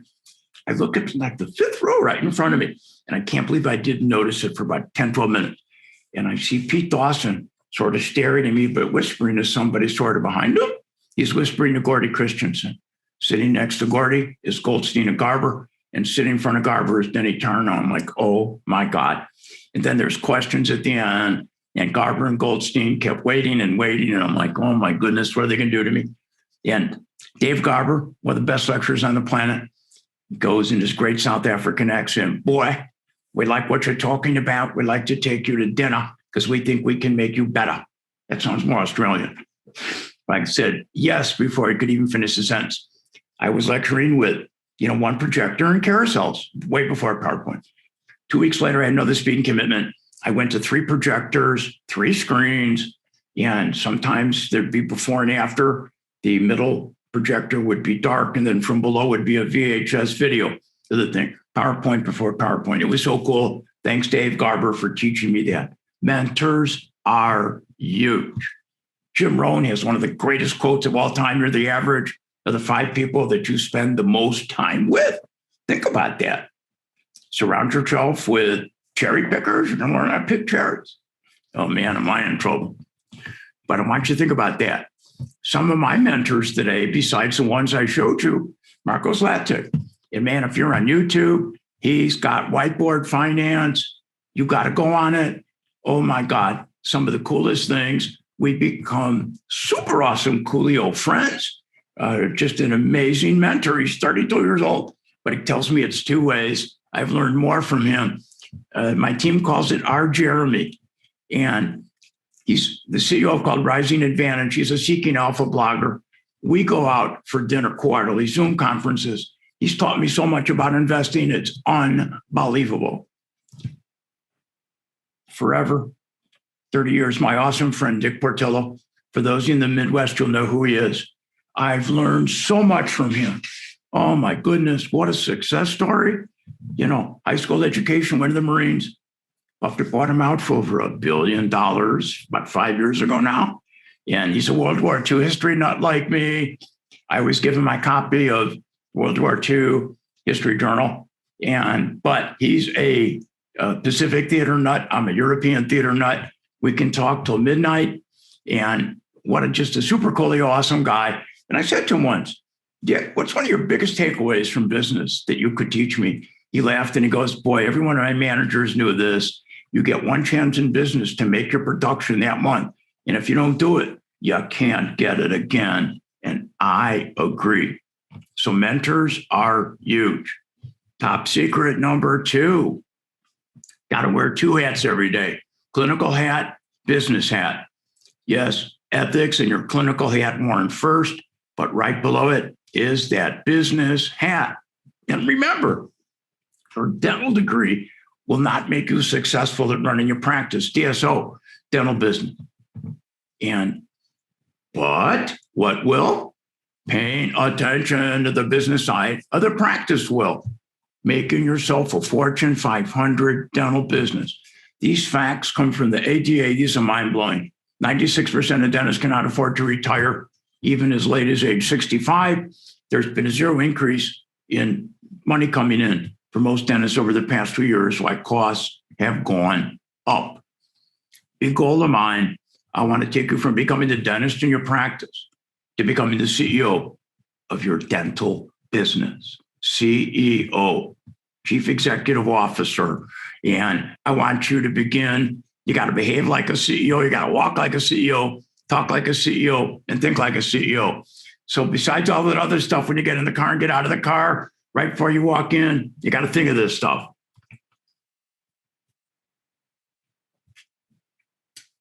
Secret number 3. There's 4 basics of a successful practice. Excellent clinical skill based on ethics, effective business systems, great team, and a great 5-star Purple Cow Wow team environment. Every one of your team members should have 49% skill, 51% HQ, hospitality quotient. How do I make that patient feel special? In relationship and communication. Relationship and communication is huge. It's the key to your success. Excuse me. It's a must-have with your patients. It begins with the preclinical interview. It begins with the phone, the website, knowing DISC. Okay.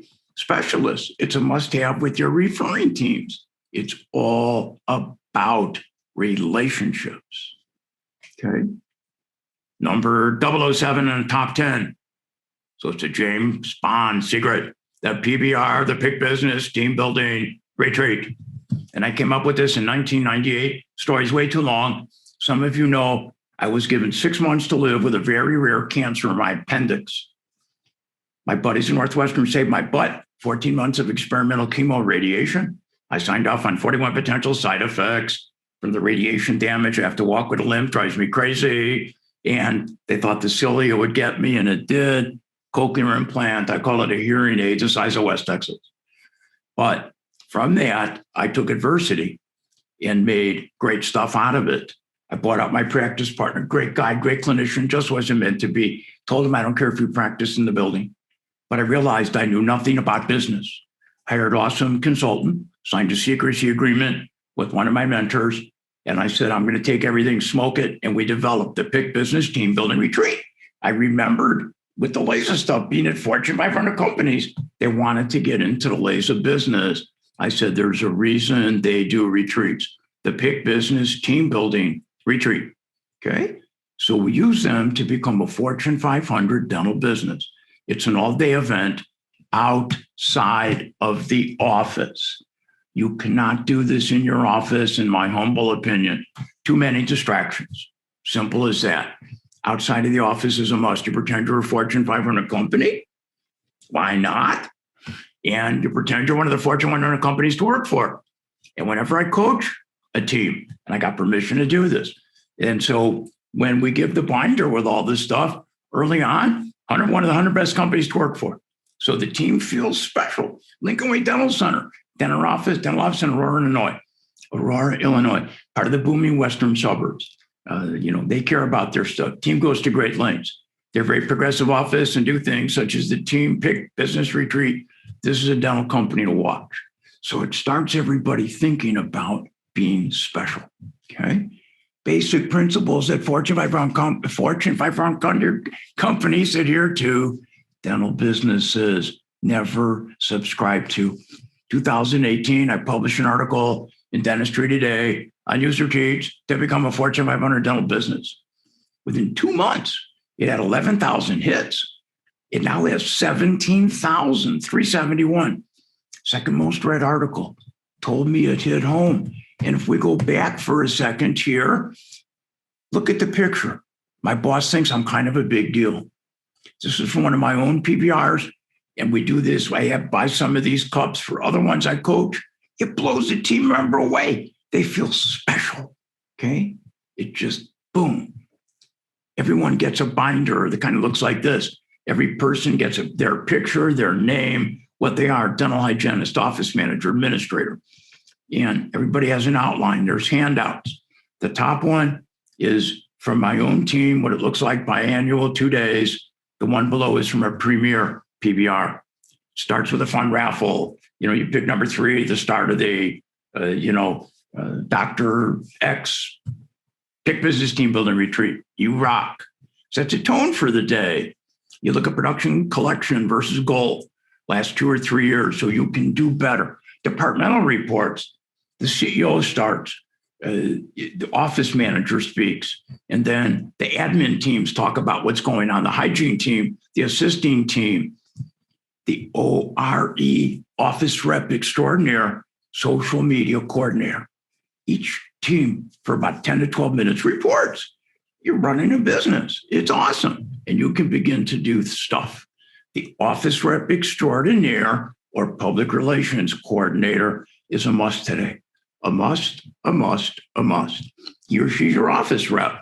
And when you think about it, good reps from good companies get in. They get through the door.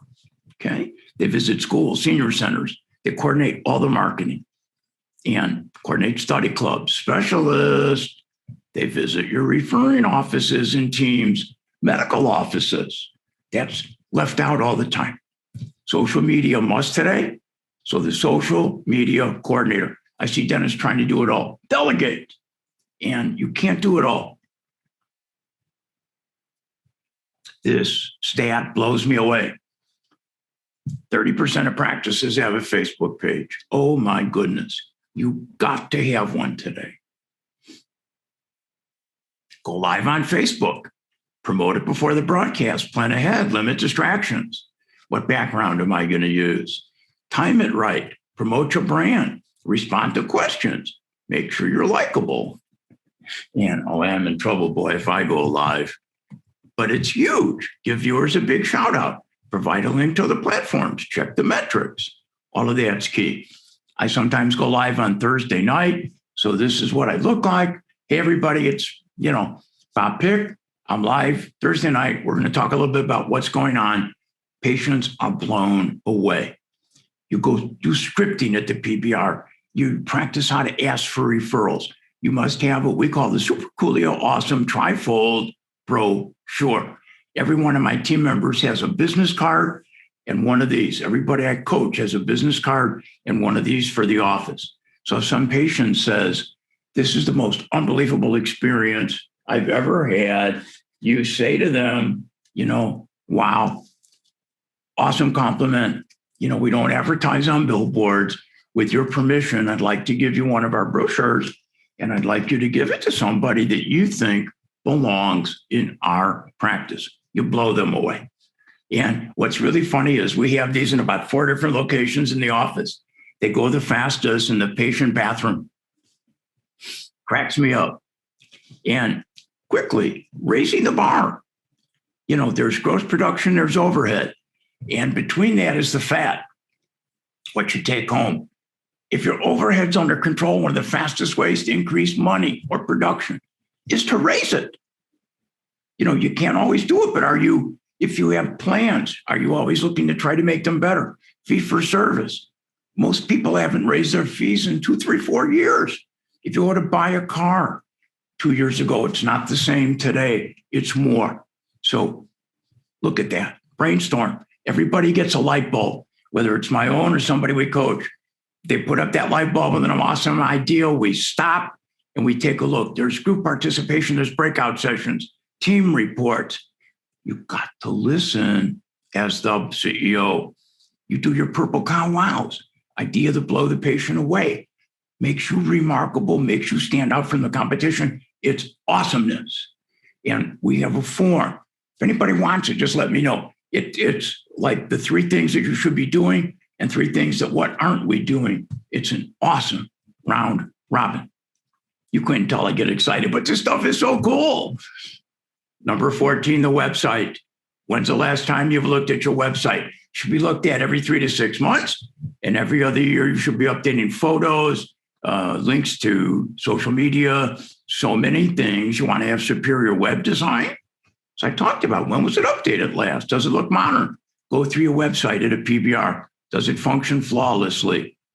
Are there videos? Video. Does it answer patient questions? Is it a call to action? And we talked about video. It's huge. Intro videos, a video banner. An intro video is huge. Create it. Not, some people are more comfortable on video, but it is so important. It lets the patient that's going to be coming to see you learn about you. And we coordinate all this. Let's take a look. This just happens to be mine.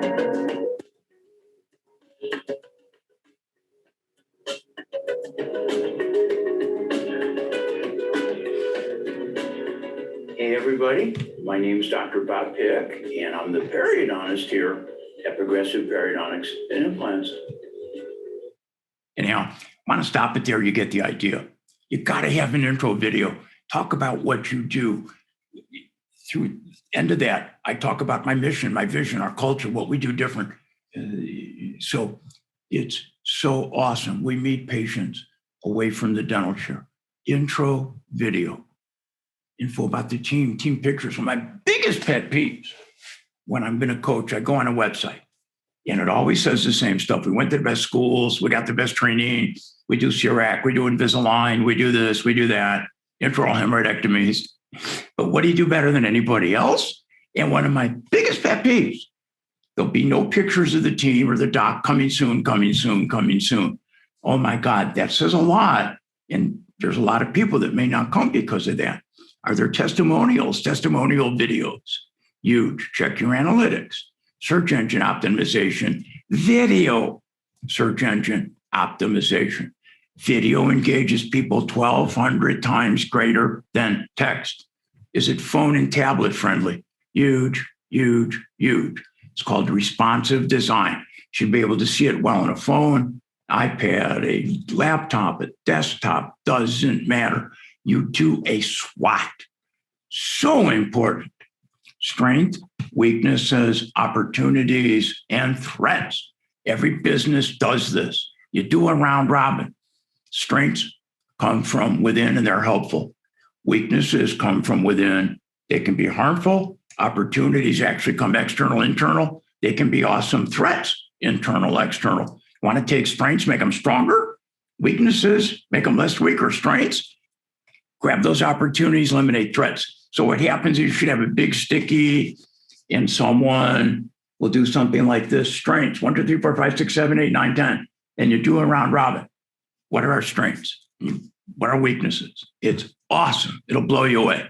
A business stew. If I didn't read half a business review, I wouldn't know about this. Satisfy the patient, team, extra mile, and the wow factor and all that you do. You get really comfortable. You got an awesome team. Do a personal SWOT.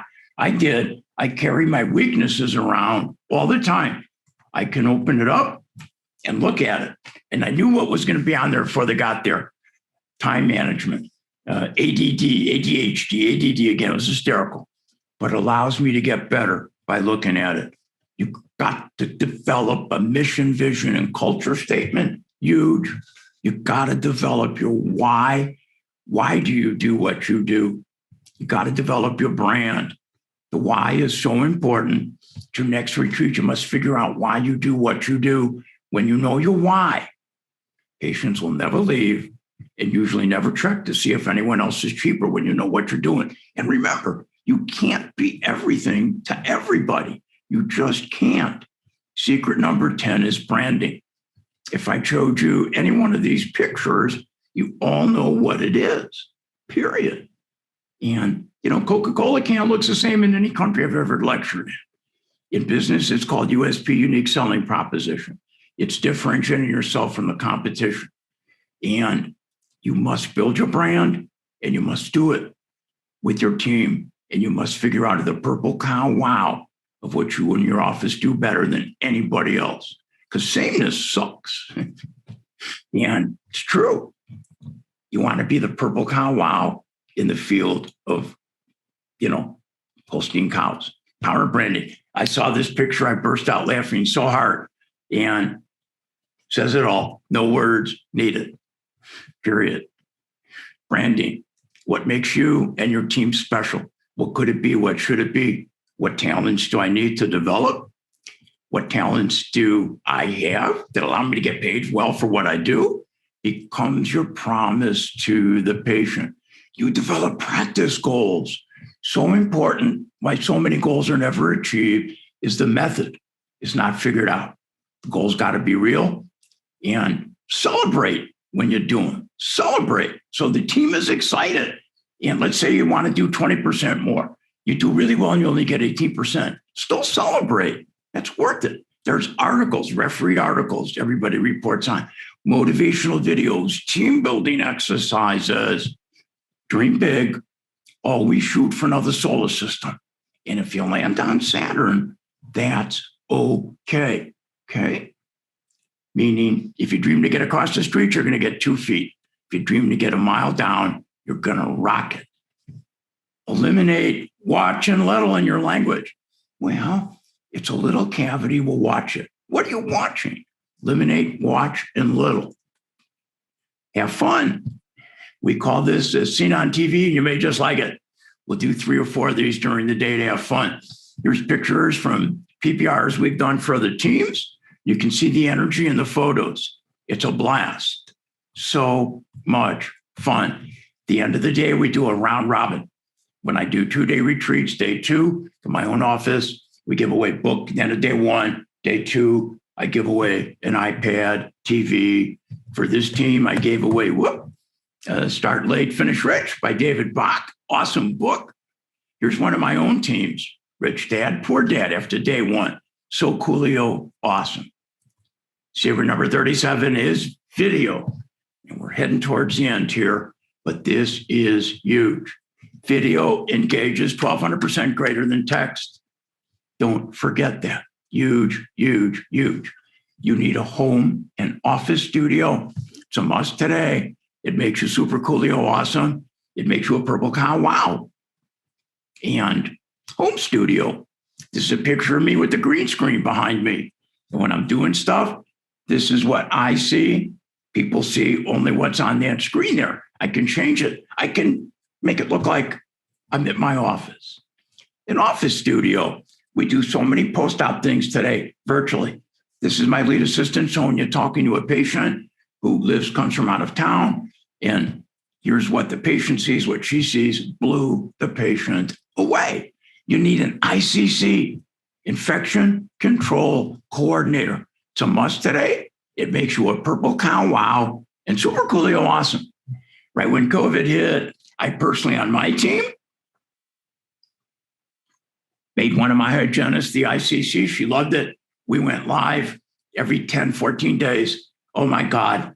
There was one patient that said to his neighbors, hey, if you want, you got to come in. I got to run in. Picks on with his ICC. I want to see what they're doing. We got both those neighbors as patients. Okay. You got to use the old call sheet. So the night of a procedure, you call your patient. How you doing? Want to make sure, if you're calling John Amalgam, you did an endo on number 8. Want to make sure everything's doing okay. So you call in the night, should go home with a piece of paper like that. But here's a big one, man. Secret number 41, the pick post procedure, video check, also known as the triple PVC. And I published on this in October, I think of 2018 again in Dental Economics, the triple PVC, done the day after the procedure. It's done right after morning huddle. Second, everybody leaves, you stay with your assisting team, you grab a phone stabilizer. You do crown preps, you did veneers, extractions. Excuse me. Anytime you give an anesthetic, scaling and root planing, implant placement, injections, endo, gum surgery, occlusal adjustments, whenever you think. And so everybody that's on that sheet, here's what the patient gets. Hi, Susan, it's Dr. Piggin team checking on you. Please see the video. We got a script, goes on. The videos are made right after morning huddle. They're sent at about 11:30 a.m. on purpose. So people show it to people at work during lunchtime. Here's what one of these videos looks like. Hi, Susan. It's Dr. Bob Pick, and I'm here with my surgical assisting team, Sonia. Hi, Susan. And Gosha. Hi, Susan. And social distancing. And we call this our post-surgical video check. Never fun to sit where you're sitting. I'm glad that was done. I'm also excited we didn't have to take that tooth out. It was a correct decision. The area will never be perfect, but I just don't think it's going anywhere. So repair was the right thing to do. Some tenderness for a day or so is going to be normal. Any problems, day or night, 630-898-5575. We're not here. Ghadimi page. This is my cell, 773-230-5211. Please feel free to text back.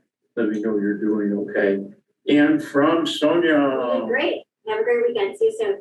And Gosha. Hope you're doing good. See you next time. All right. Bye. So that's what we do. Blows the patient away. Here's a typical text back from the triple P VC. We actually have never had a patient not send one back. Never received a wellness check. You guys rock. Best team ever. Nice personal touch. Very talented team. Thanks. So awesome. You guys make me feel pretty special. That was an awesome video. Coolest, thoughtful doctor. Thank you, thank you, thank you. The face a little bit swollen, but it put a smile on my face. Thanks again. Have an awesome weekend. This video is so cool. So happy my dentist sent the video. The video made our day. Doesn't get any better than that. You have no idea how much I appreciate your video. And from the one you just saw, I'm doing good. A little sore, but expected. You guys are great. Taking Tylenol. Thank you, Dr. Pick, for saving the tooth. You are so amazing at giving the shots. Made my day. And she calls out the assistants. Thank you, Sonia and Gosha, for your tender care. Hugs to you all. It doesn't get any better than that. It's the biggest return on investment for the cost of a phone stabilizer. About 3 to 4 minutes after morning huddle, 3 to 4 minutes at 11:30 to send it. I have a referral. Can you send me a business card? Oh my God, it doesn't get any better than that. There's a patient that sent us a video back. How cool is that? It doesn't get any better than that in any way, shape, or form. Here's what a patient Beverly had to say. Hey, everybody, I'm here with our patient Beverly. And as you know, we're going to be speaking on the triple PVC, the video check. Something very important to me is following up and making sure your patient's okay. And when a patient gives you an awesome text back and an awesome compliment, there's just, from my end, there's no words. And what was your response when you got the video? Oh, much needed. I felt so special. It was the greatest video. Actually, it was like 24 hours maybe after my surgery.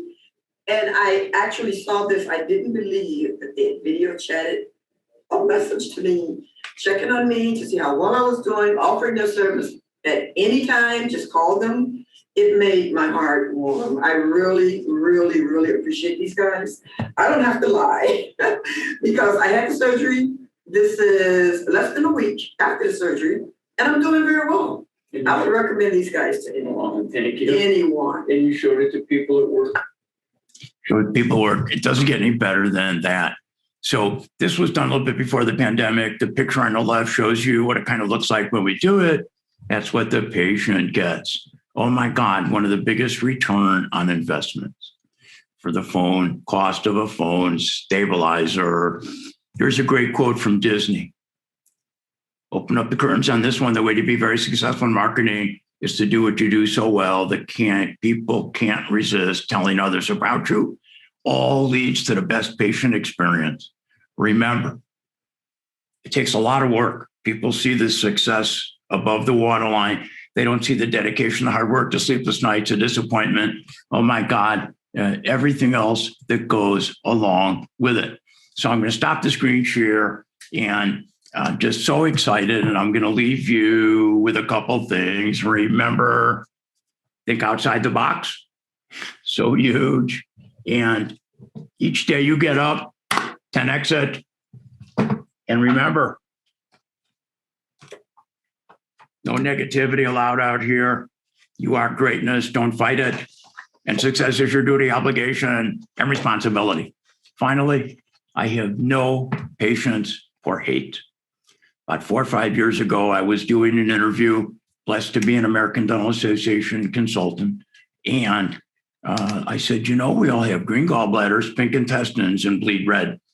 We all just look a little bit different on the outside. May not like everybody, but we need to learn to get along. And if we can do that, we can rock the world. Love you all. You can get a hold of me at Dr. Pick, DRPICK, pickgroup.com, Glenvo. Thanks. Awesome. Bye, everybody. Make it a purple cow wow day and kick some butt.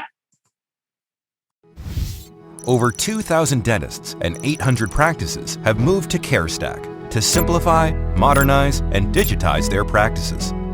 At CareStack, we work with practices of all sizes. We have everything you need to build and grow a profitable practice. And don't just take our word for it. See what our customers are saying.